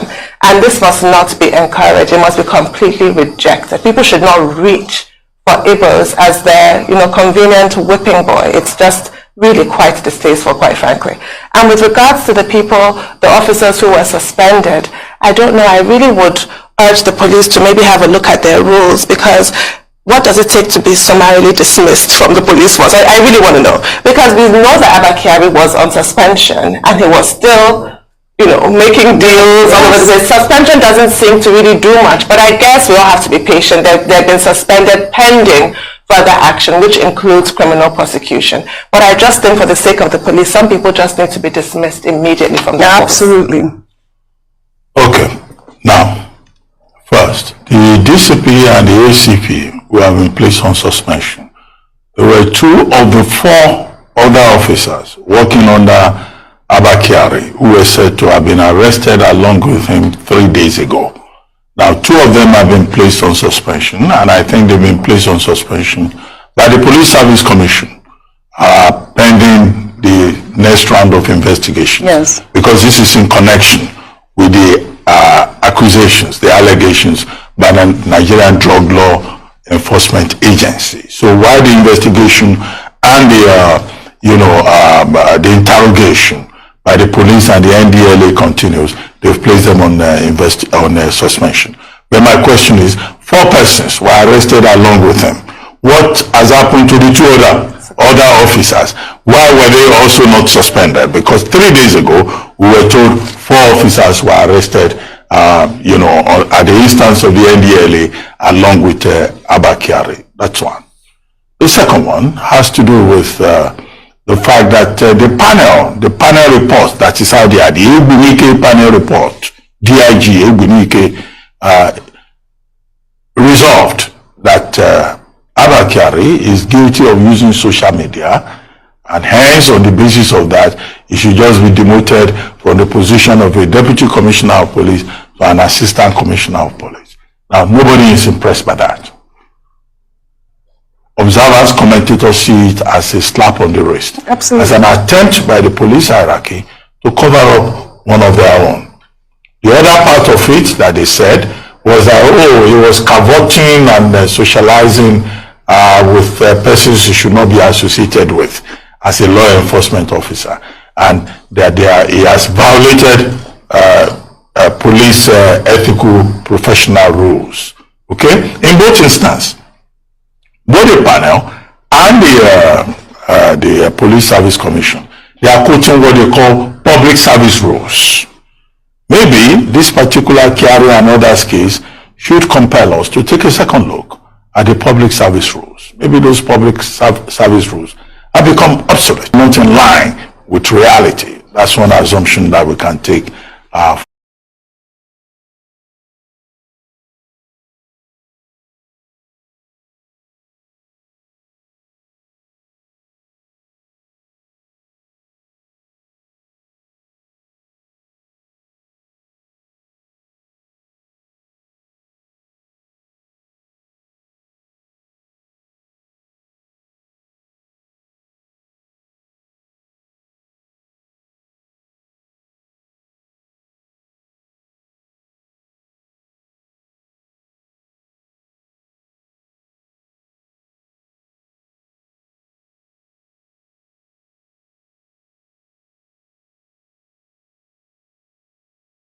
Story, but because he's my friend, I allowed him to get away with that, because I don't like people teaching journalists how to do their job.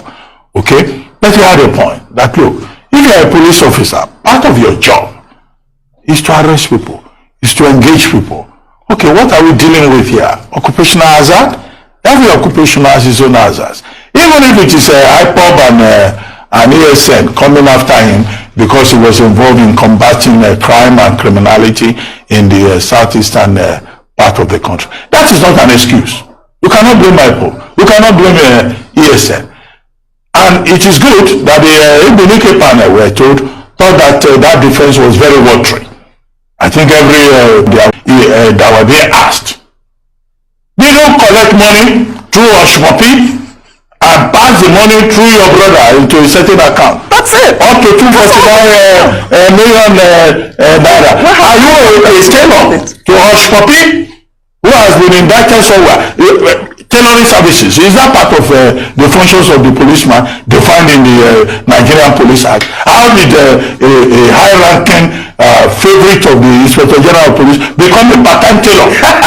Super cop. A law enforcement officer. Tailor. Now going from one designer to the other to sew clothes for indicted persons. These are the questions. How did you end up in a nightclub dancing to Oba Mamba or what is that? You want to bamba? These are the issues, on the table. Very man says it's Ipob, which is a very typical thing in Nigeria. People always play the ethnic game.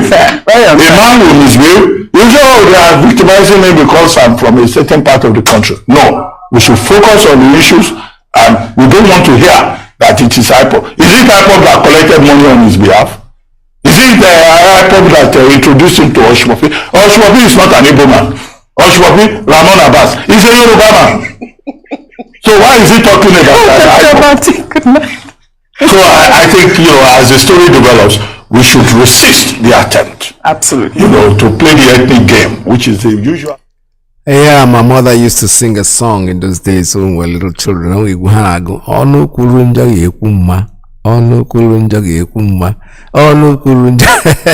Journalists are not defending us. I can hear to cut Dr. Bate because the advocate for IPOB, thank God. Our leader said it from the beginning. Nnamdi Kanu.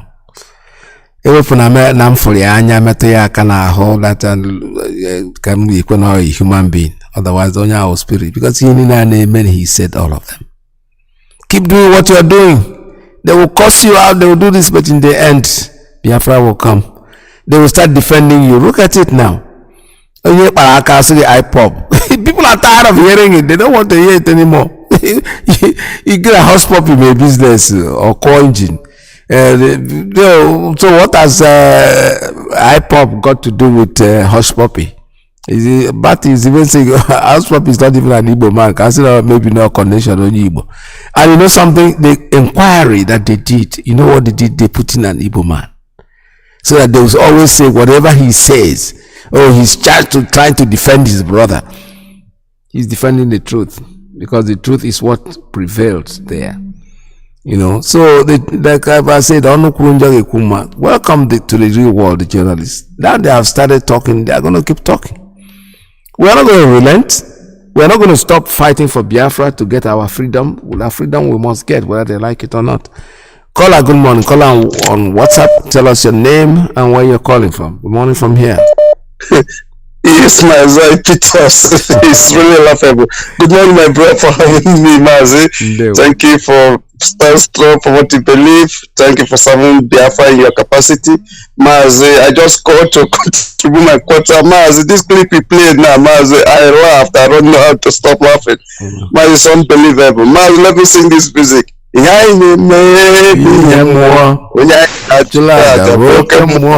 right.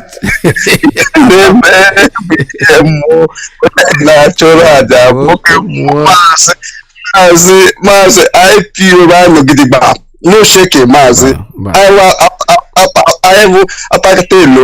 You can't do us nothing, Mazi. You can call us anything you like, Mazi. We are getting there. We are going to get there.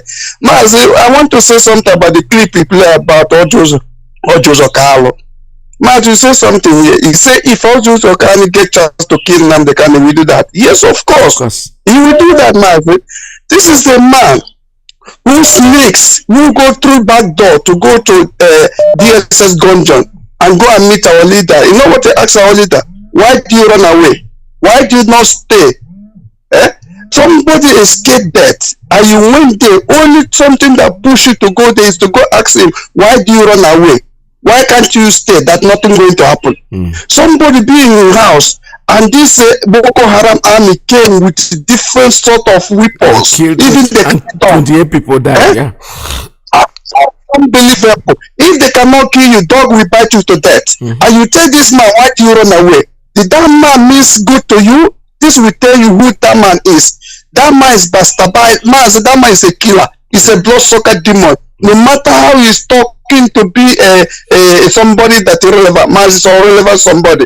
Me and Obasanjo, what thing they do together concerns them. Exactly. We don't care what he do with Obasanjo. Whether he need that Obasanjo to beg him or Obasanjo need that to beg him, that is their own cup of tea. But let him stay away from what concerns IPO and Nnamdi Kanu. We don't want him again to go and see Nnamdi Kanu again because that man don't make good for us. And we will not make good for him. That's number one. Mas, let me talk about this phone. You see this phone, this is hopeless and helpless souls of thing by sharing. Let me talk to Biafrans and the friends of Biafra entirely. Please, call your people, tell them, anybody that collected this phone, let them not use that phone to call you. Call your friends, call your family, tell them if he collected this phone, don't use it to call you because they're not monitoring that guy, they're monitoring you yourself. That is the answer. Because any discussion you discuss with that person, they will get it, they will tap it. Please, this is warning. Call your family right now. Anybody that have this phone should not use that phone to call you for your own safety and safety of your family. Mazi, thanks for having me. God bless you. Thank you. This is a very good one because you can even warn them not to put your number on that phone because that phone. Anyway, I think I need somebody. There's somebody I want to call me and we'll talk about it. We'll have make like a kind of jingle on this one because it's very, very important. You don't know what these things means. This thing means quite a lot in what we are doing because it's not just going to connect the person that took the phone. You might be innocent there. Like I'm living in the United States right now, and somebody in the zoo that has that phone calls me with that phone. Not that they say anything they're going to do, but at least that is giving you out. So you know that the number of people that you call on that phone means that you are giving out a lot of people and information that you are not supposed to give out. I have a call on a straight line. Good morning. Tell us your name and where you're calling from. Thank you, my brother, Peter. Yeah. This is your friend, Mazi IYKE from the Biafran land. Yes. See, I had never wanted to call today, but this clip you played about that journalist that was praising IPOB. Yes. Please, I want to know, sir, is that man Ruben Abati? Yes, he is. But if he is Ruben Abati, listen, I am not a church goer, but for Ruben Abati, who hated the Igbos, who hated IPOB, who hated Nnamdi Kanu, to turn around and say, don't blame IPOB. I will go to church this night or tomorrow morning and give thanksgiving. Yeah. Believe me honestly, it is Ruben Abati who said this thing by himself. So, I never believed, I never wanted to call, but for this very clip, if it is really Ruben Abati, I'm going to church to give thanksgiving, which means Chukwu have touched these people. Yes. They are now seeing the light our leaders saw so many years ago. They are now beginning to see it. I'm going to church to give thanksgiving. Thank you very much. Thank you so much. All right, I have a call. Let me take another one. This is, they are beginning to realize it. Because you know something, there is no way you're going to suppress the truth. You can try, but it will never work. I have a call coming in on straight line. Caller, good morning. Tell us your name and where you're calling from. Mazi, good afternoon from here. Welcome to the program.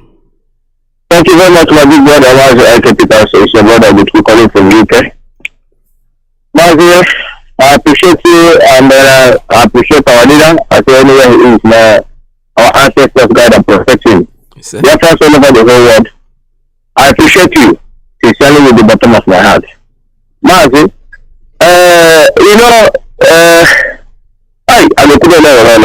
but there's something I want to emphasize a little bit.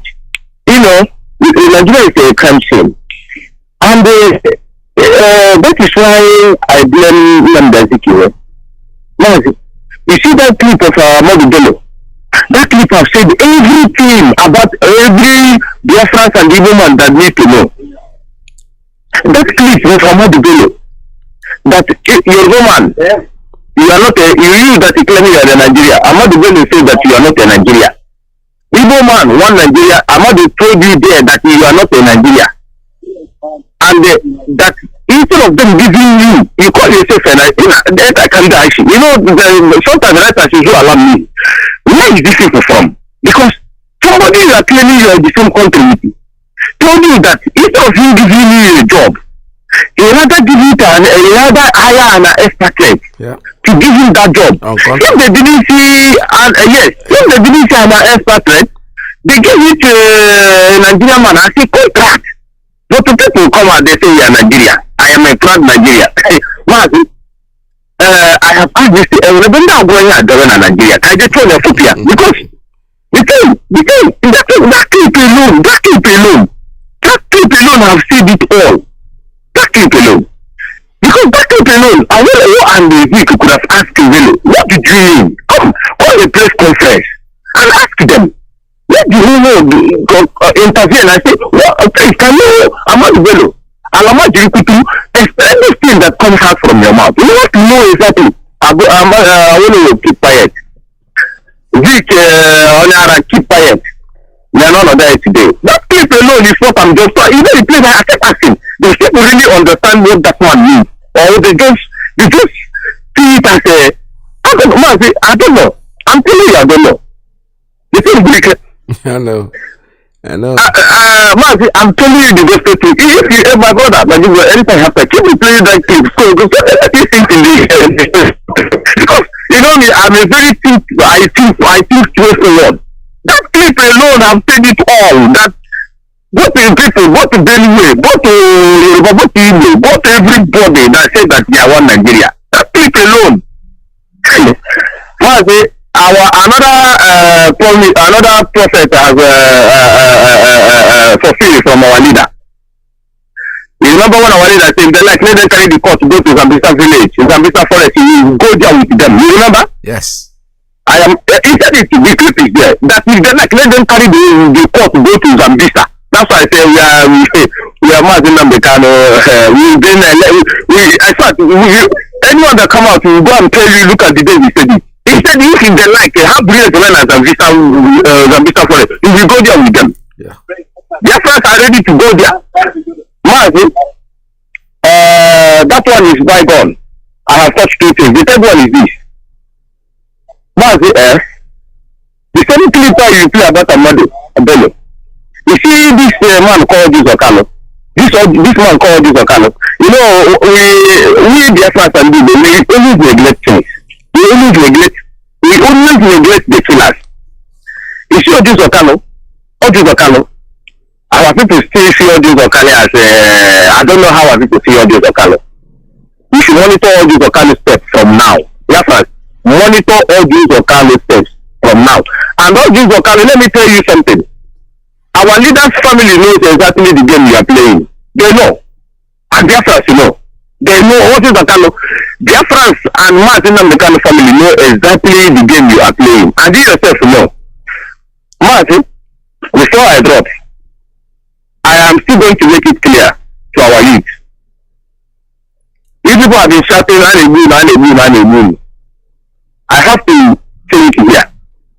I have come here many times to say, give us job. You are the people that are going to give us job to do. We people that live in Europe here. You are the ones, not we. You are the ones that are going to give us job to do. We know where to go. We are not going to disappoint you people. I say, if we are going to come out here and tell you people where we need to go. We know where we need. We know where we need. Do you know that this you and you are calling? If you are our youth, our Biafra youth, if you raise up now, those who might will run. What people do will run. Or Kamadu will run. Or it will become revelation in Biafra land. Revelation in Biafra land. That is what is going to look. That is what is going to be, and then the union will come. If you let me tell you, if you use army and police, army are not stupid. They will ask their people not to intervene. Don't you know?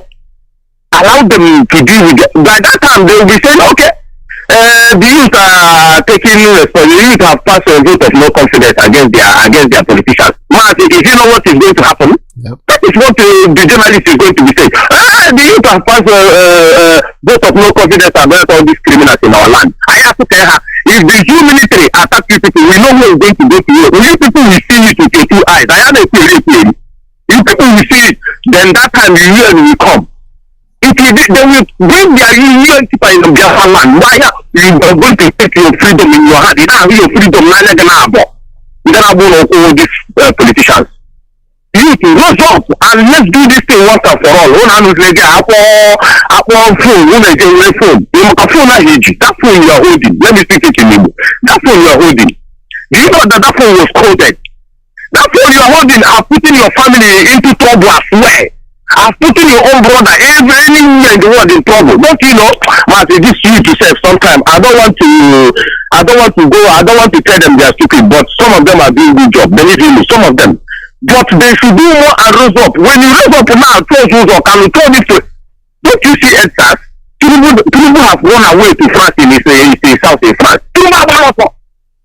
That is what is going to happen. That is why you see these politicians are bringing military. Because their military is their backup. Because they think they can use military and suppress our youth and suppress us in Biafra land. When they think that their military is not going to save them again, when you guys rose up, how about Biafra land? They will determine our future. Thank you. There we Mazi, thank you for giving me this opportunity. All right, thank you very much. This is Radio Biafra. I will take a very, very quick recess and I'll be back to end the program for today. Listen, stay tuned, don't go away. I'm still with you.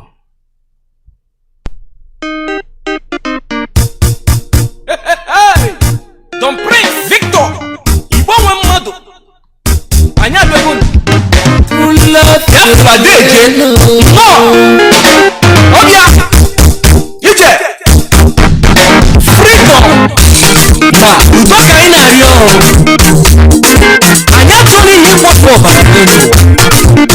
Aye bundi Biafra bundi judo na aga Ogi Kiro akeji na kagani Oga tukwa rai na ma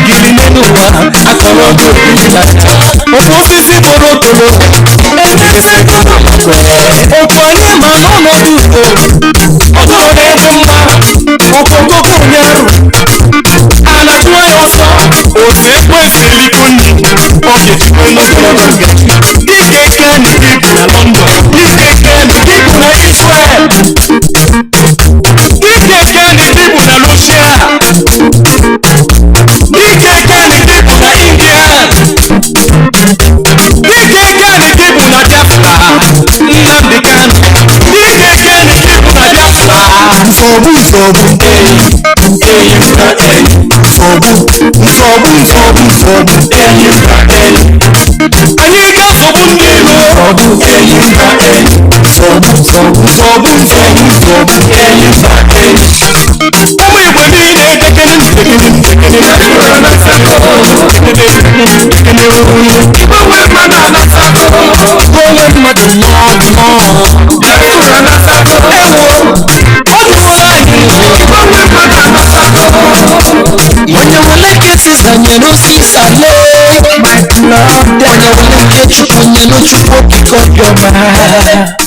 All right, welcome back again, and coming to the end of today's program. I have shut down all the phone lines. I'm not going to take any more calls at this time, but please stay tuned because USA 1 is next.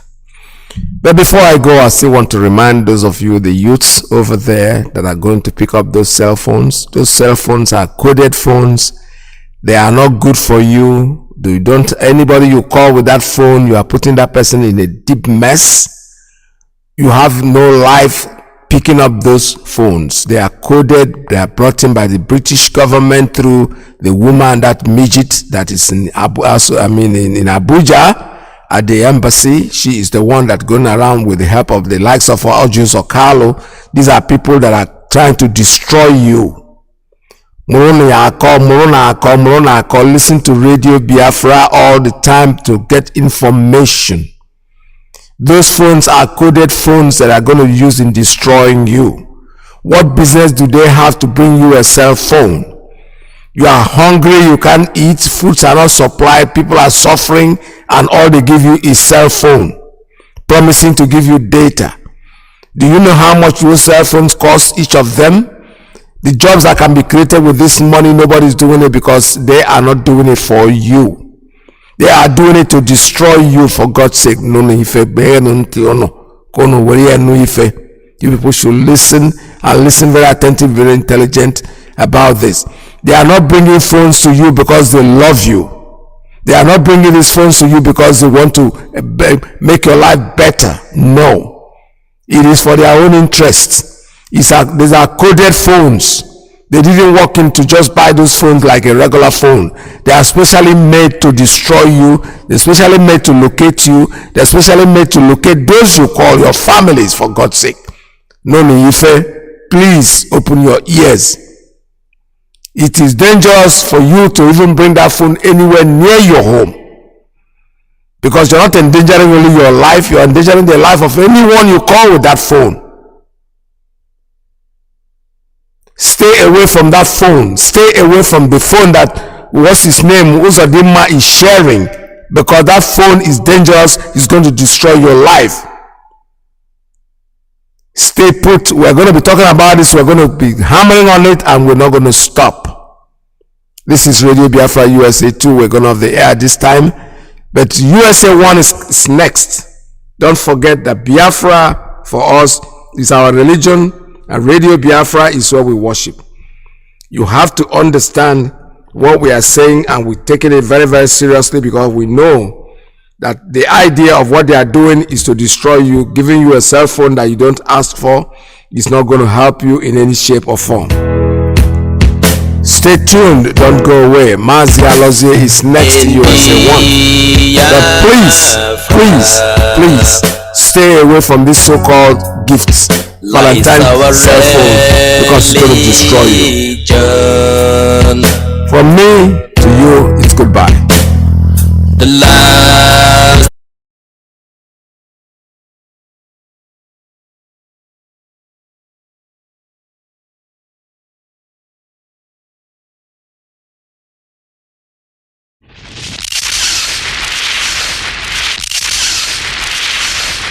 onye ndị iro gbara gburugburu na-eche ndụ ya nche mgbe niile.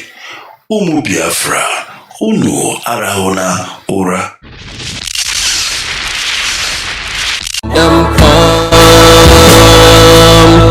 Listen to radio.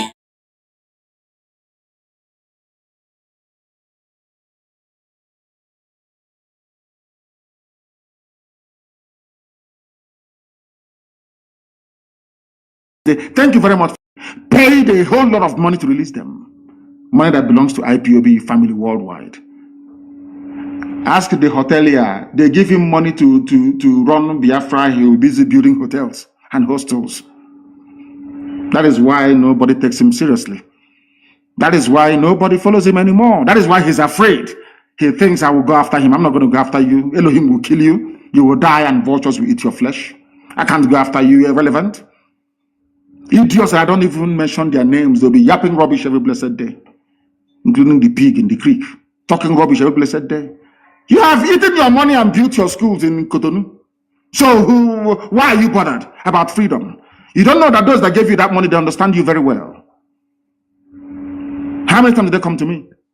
They offered me Biafra of Igbo territory alone, Southeast, and I said no. Because there are Igbo people everywhere.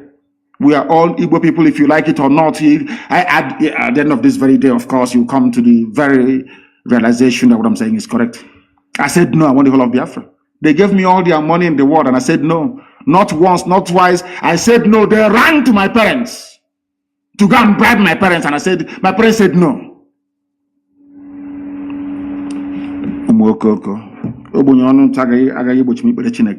All you poverty-stricken idiots that think that by going into freedom fighting somehow you make money, you are mistaken. You are grossly mistaken. You don't know what you're in for. Believe you me. We are the children of light. Ihe Chineke. Umu Chineke. We answer that name for a reason. The children of the Most High. That is who we are. And that is why we are here. Our lines are open now, please. You may call us. If you call us, we will, of course, take your call. And some of you, I may even extend you the courtesy of having to return your calls. Please, one at a time, I beg of you. Some have been calling and calling and calling. Once I accept you, because it is signal, you need to be accepted. Once I accept you, then you can then call. You can call, please. Once I accept you, you can then call. I have a caller on the line, please. Give us your name and where you're calling from, and then ask me a very difficult question, please. Even if it is rumor or gossip, ask and I will answer you live and direct so that the whole world can hear. Morning, sir. On the by Your Excellency, I am Evangelist Susan Akunwotuke calling from Biafra land. Thank you, go ahead. Protect and keep you. Yes, sir. You will lead us to Biafra. Yes, please, my simple question is about the fasting and prayer. Some people said it has started. No, it hasn't. So I want it has not started yet. Please. When it starts, I will announce it live on air on this glorious platform that God himself has made. I will announce it. We have not started. Thank you, sir. Thank you very much. I will be in Israel to announce it. And then we will start our fasting and prayers from there. Thank you very, very much. They wanted clarification. I don't know why our people sometimes do not pay attention. They do not listen. I don't understand the reason why. I have another caller on the line. This caller, can you hear me? Give us your name and where you're calling from, please. The caller on the line, can you hear me for the last time? Can you hear me? No. He is listening via his system. Perhaps he is joining us for the very first time and do not understand that once your call is taken, then you begin to speak. That was the reason why I had my secretary try to do not call again. If I accept your call and you do not speak immediately, then I will no longer take your call. The caller on the line, can you hear me, please? Your name and where you're calling from? Good morning, my leader from here. My name is Pastor Jack, and I'm calling from Lagos. Thank you, go ahead. Thank you, sir. I want to first of all appreciate you for your enormous work, and the Chukwu Kere will continue to keep you until you lead us into Biafra.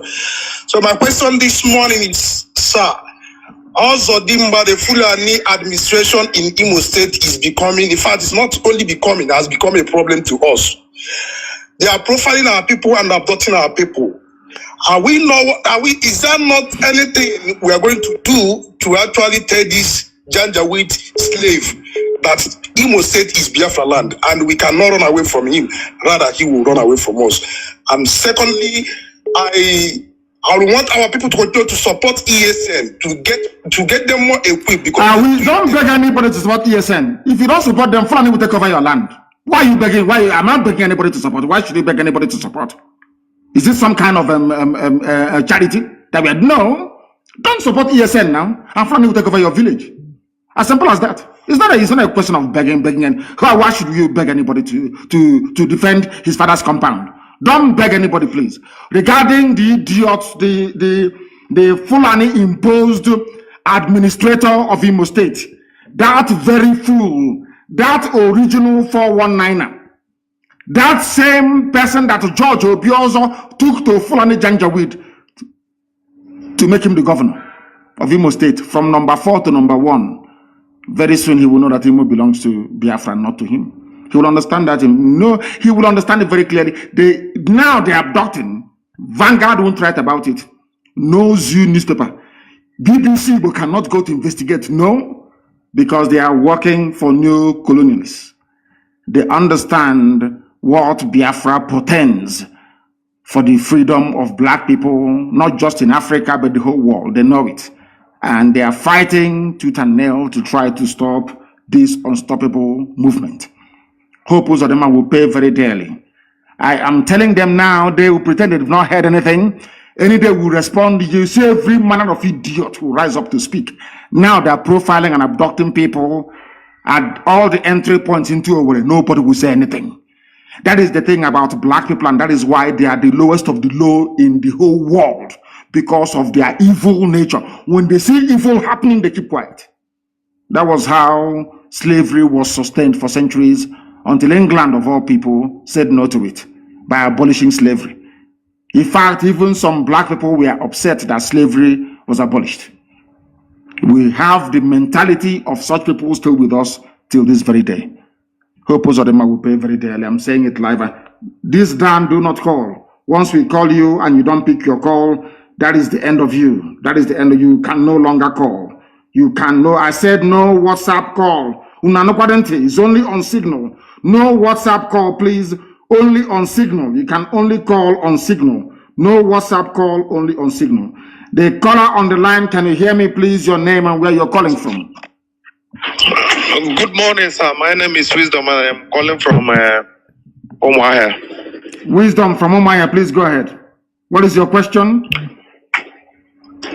I just want to thank you for the good work you are doing and what you have been doing for us. May Chukwu Kikabiama bless you and continue to bless you. You see? What you went to do the time you went to Abuja to negotiate for. To negotiate for what? All right, you went to for restructuring so that the seaport will be opened in all these our coastal region. But our brothers, they don't understand this. They are deeply so. Even today, they increased the fuel, the price of fuel to 212 naira. We are really suffering in this country, and they don't know that we are suffering. People don't know they are suffering because they prefer to live in denial and stupidity. Sometimes you stop blaming those in Abuja, you stop blaming the Fulani Janjaweed, and we start to blame ourselves. How did we get to this position? That is exactly the reason why I was admonishing Vanguard newspaper and all the journalists in the zoo. They are part and parcel of they do not enlighten and educate the people as to their rights and their privileges they should be enjoying as citizens of any country, anywhere in the world. They have failed very woefully, and that is why people are suffering.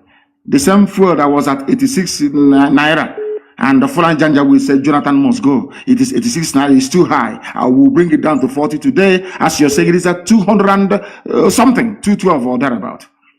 And then people are walking about as if nothing is wrong. That is the brain of a black person. That's what we're seeking to correct. That is the reason why black people are the lowest of the low. They are poor. They see something and they fail to act upon it immediately. This type of nonsense cannot happen in any white man's country. It's not possible. It can never. People will come out and protest. But in the zoo, they cannot protest. When they come out, the time we join their end side, they said, oh, IPOB has come to hijack. And we said we will not participate in the second one. Look, the second one only lasted for 45 minutes. And they ran them up.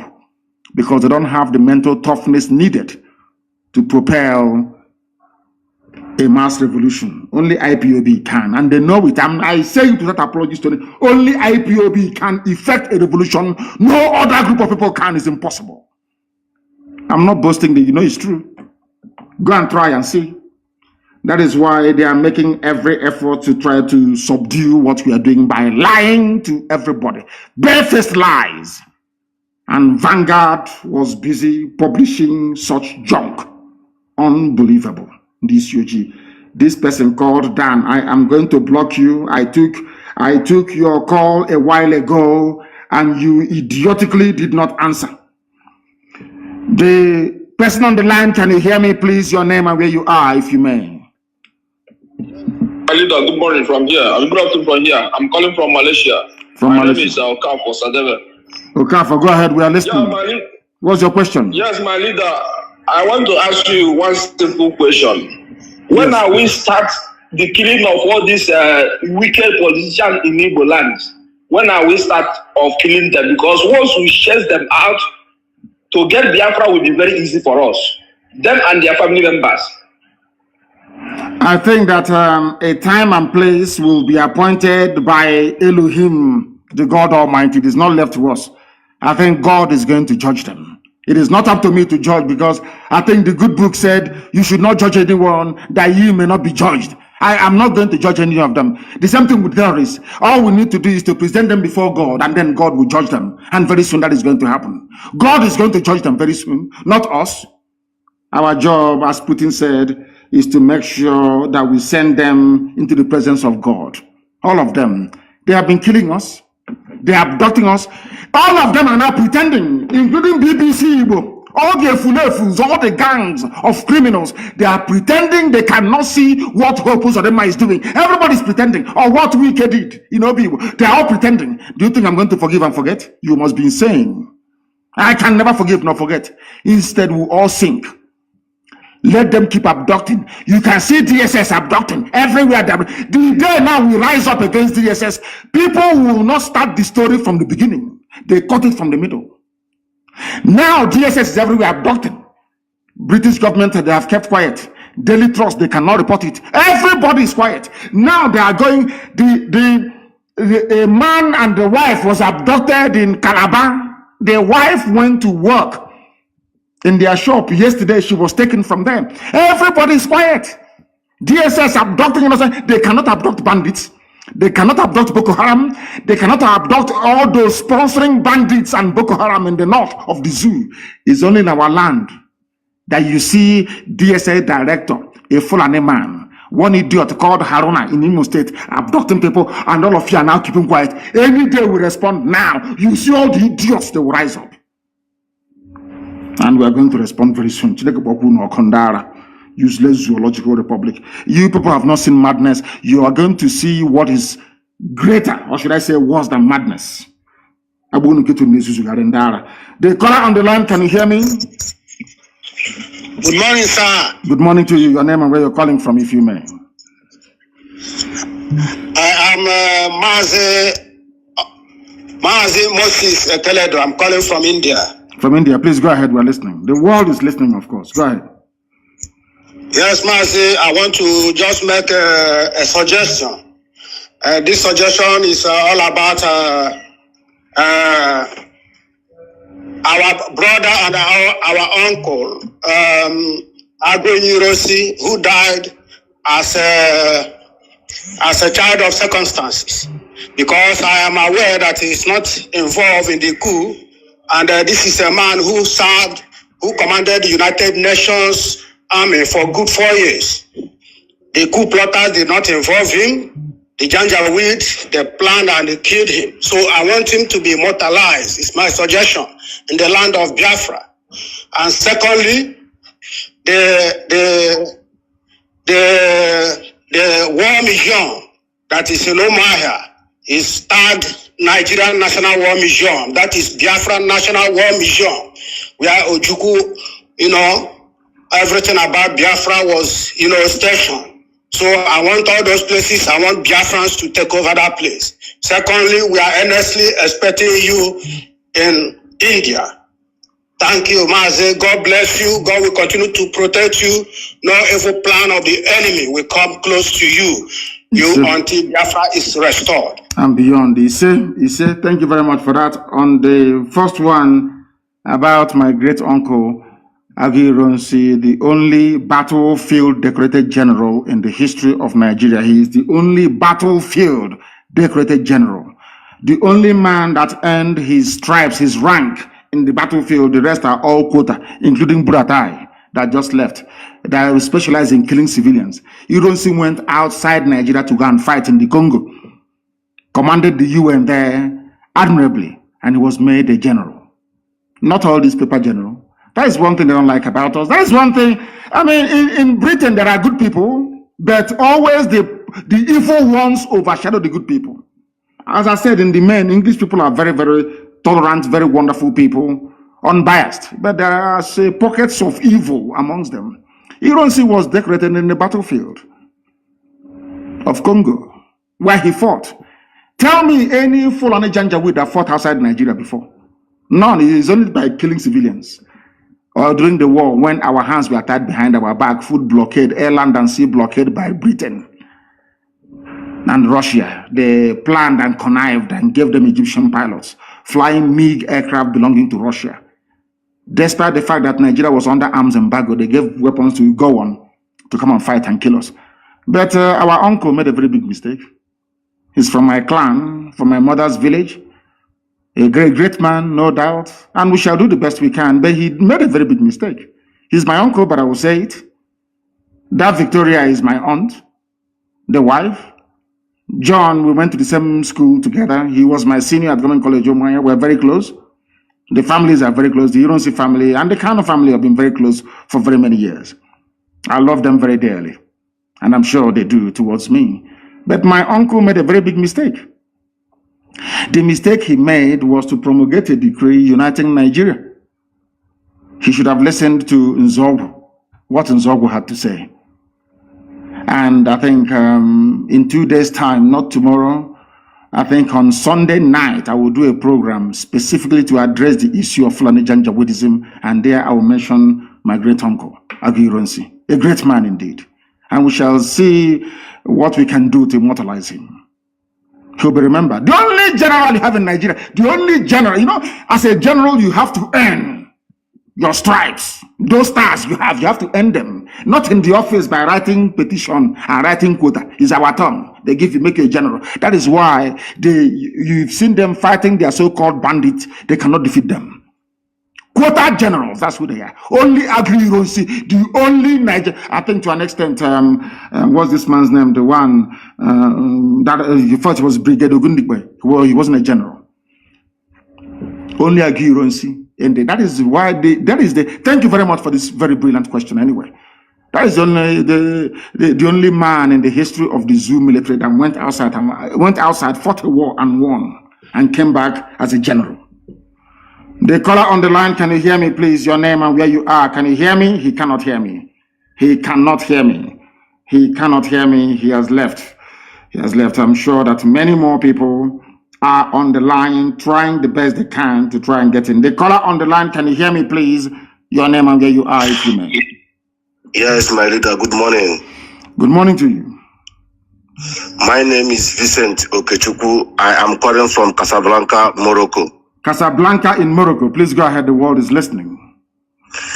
Yes, my leader. You know, history have it that when Jewish state want to restore their state, the unknown gunman kill all those who do not support in Jewish state. This is high time. I just want to make a contribution. This is high time we kill every garden shit that is not supporting ESN and IPOB in Biafra land, especially the Eastern governors and all those people, including Joey Bokwe and everybody. Those people that are talking rubbish against ESN and the IPOB must go down. We have to send them to God for judgment. That's what I want to contribute, my leader. Thank you. I am not going to kill anybody, please. I want to make this very, very clear. I am not going to kill anybody, but my job is to ensure that we present them before God for judgment. I'm not going to judge anybody. I'm not going to execute anybody. It is for God to do all of that, not me. Thank you very much. Of course, I can understand your anger. My dear brother, I can understand your anger. We share the same anger. Look at the way the Fulanis are fighting to take over our land. And we are struggling to defend our land. And some of our people are supporting the Fulani to take over our land. Hey, very sad indeed. The caller on the line, can you hear me? Your name and where you are, please, if you may. Good morning. This is Daniel. I'm calling from Belgium. From Belgium. Thank you very much. The world is listening. Please go ahead. Yeah, Onyendu, I want to thank you for all you have said this morning and for your analysis. I have been a member of this IPOB since 2013. I'm still a member. Actually, I know all what you have explained about the thing they said about... You are very far from your microphone. Take it off speakerphone, please. Speak into your phone direct so it can come out here very well. Sir. Go ahead. I said, actually, I have heard all what you have said this morning, and we know those people who are battling those lies, and we tell them that if anything happens to you, they are going to see how we are. We know their leader, and they said that their main effort is to bring IPOB down, and I have already told them that it's going to take them another 200 or more million years for them to bring IPOB down. That we are very strong, and we are strong behind you. Whatever you want to do, do it. I don't have a daughter to give you or anything, but if your wife will allow, maybe you come and take my own also and join to your own. So do whatever you want to do. Thank you, sir. Thank you. I will not take your wife to join to my own. No. I have a very beautiful wife. I'm not going to take yours, please. Elohim gave yours. Chico Gabama gave you your wife. And she is going to, I don't want to use the word serve before the feminists will come after me. Two of you are going to have a very fruitful and enjoyable life together. They understand. Do you think the zoo is foolish? They see me when I travel. Do you think they don't see me when I travel across international borders? Of course they know, because it's part of the information sharing protocol. Anytime I cross any border, they all know. But they also understand that should anything happen to me, all their children will be beheaded in the afternoon, 12 noon, everywhere they are in the world, the same day. The same hour, the same minute, all over the world. They know how crazy we are. Do you think they don't know? They know how crazy we are. And they won't try that rubbish. And they know it very well. They cannot try it. And they know that hell is coming. Hey, oh, come on, Abia. Hell is coming to the zoo. If you have not gotten your Somali visa, please go and apply for it. Because we are what we've been going through. And we have to put a stop to it. We are mature people. We have a new generation. And these new generations must be up and doing. They must pay attention to what is happening to them. They must pay attention to what the politicians are doing to them. The politicians are people that have no interest whatsoever with regard to your future, what happens to you. They tend to act as if they are working for you. They are not working for you. They are after their own interests. After their own interest. People, let's look at what is happening. In Ezinehite, the soldiers are burning homes. In Obo, by Ebubag. We have analyzed these things and we have informed you that the Ebubagos are people from the Fulani enclave that came down to burn your homes.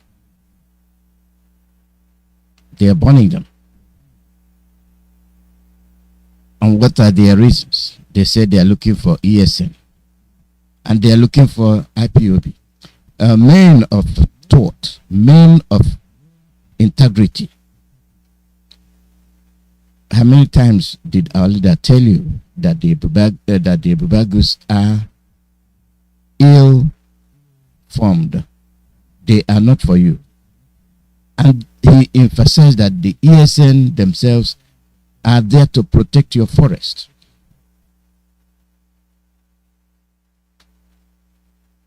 Did he not tell you that? He did. And today they say they are fighting Ebubago. Ebubago said they are fighting ESN. And who are they fighting? You. You see them in your villages, bending down with AK-47, shooting and burning homes, your homes. Bikon ya ogmeli fem ya uche ikuku lake ikuku abala holo hoko ya magende jibos bele hiya betige holo hoko achula hanya ho hando etitile holo hoko everywhere hoko na bikon yo ukunu le kwani hemenge no abala babo lo hoko me just won ya ma hemele ni elolo uchi ikuku why you cool? Look when you had you home boss of ya, had you home boss of ya. Why am I doing him no? Look on Rabu. Oh, my, hey, Be informed. A well-built house burnt down by the same Ebibago and military men in uniforms in Avutu Obowo. The Ezes, what are your comments? The Igwes, what are your comments? The chiefs, what do you got to say? The state house members and the Senate, what do you get to say? The state judiciary, what do you have to say? These are men imported by Hope Uzodinma. And the state and the national senators and the house reps and the judiciary, what do you have to say? Nothing. Not a single word. Not a single word.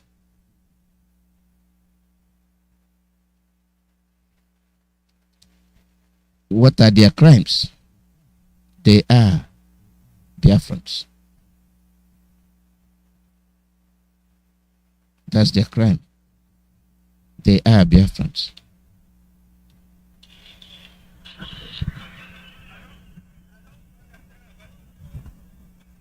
Everywhere is confusion.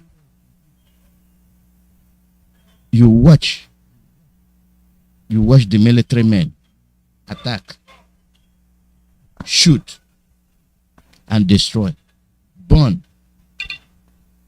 and destroy.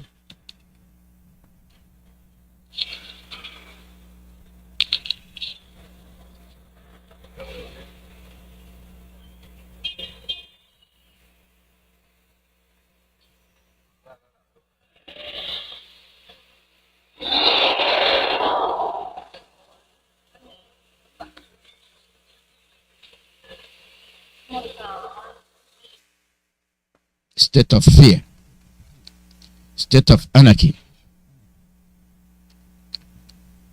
And when we resist, they will come down on you and say, oh, you are fighting the police, you are fighting the army, you are fighting the navy. These are the things our people say. When our men say you cannot kill us because we have not committed any offense, these same people that are today suffering, those that came to the Facebook to be true Nigerians, a country they are proud of,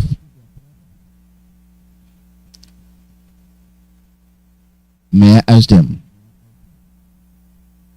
how about now? What are you witnessing? You see, when you refuse to see what your leader is saying, our leader Mazi Nnamdi, he is very meticulous, very intelligent, with honor and integrity. There are some people that have made it a point of duty to get him down, to destroy him. They resorted to blackmail. It seems like this is the modus operandi for Biafrans. I'm not saying IPOB, I say Biafrans who don't want to be Biafrans, they want to be Nigerian. They started blackmailing. Oh, they brought the picture. So Mazi Nnamdi has a woman. Mazi Nnamdi is trying to distract us. But the positive thing there is that happened to be his wife. People that are low down, when people blackmail you, it doesn't matter. They'll use anything. Even if during normal human courting, human interaction, they will use it against you. Oh, you You proposed to me. Is that a crime? Or you made a pass at me. Is that a crime? This is nature. This is nature.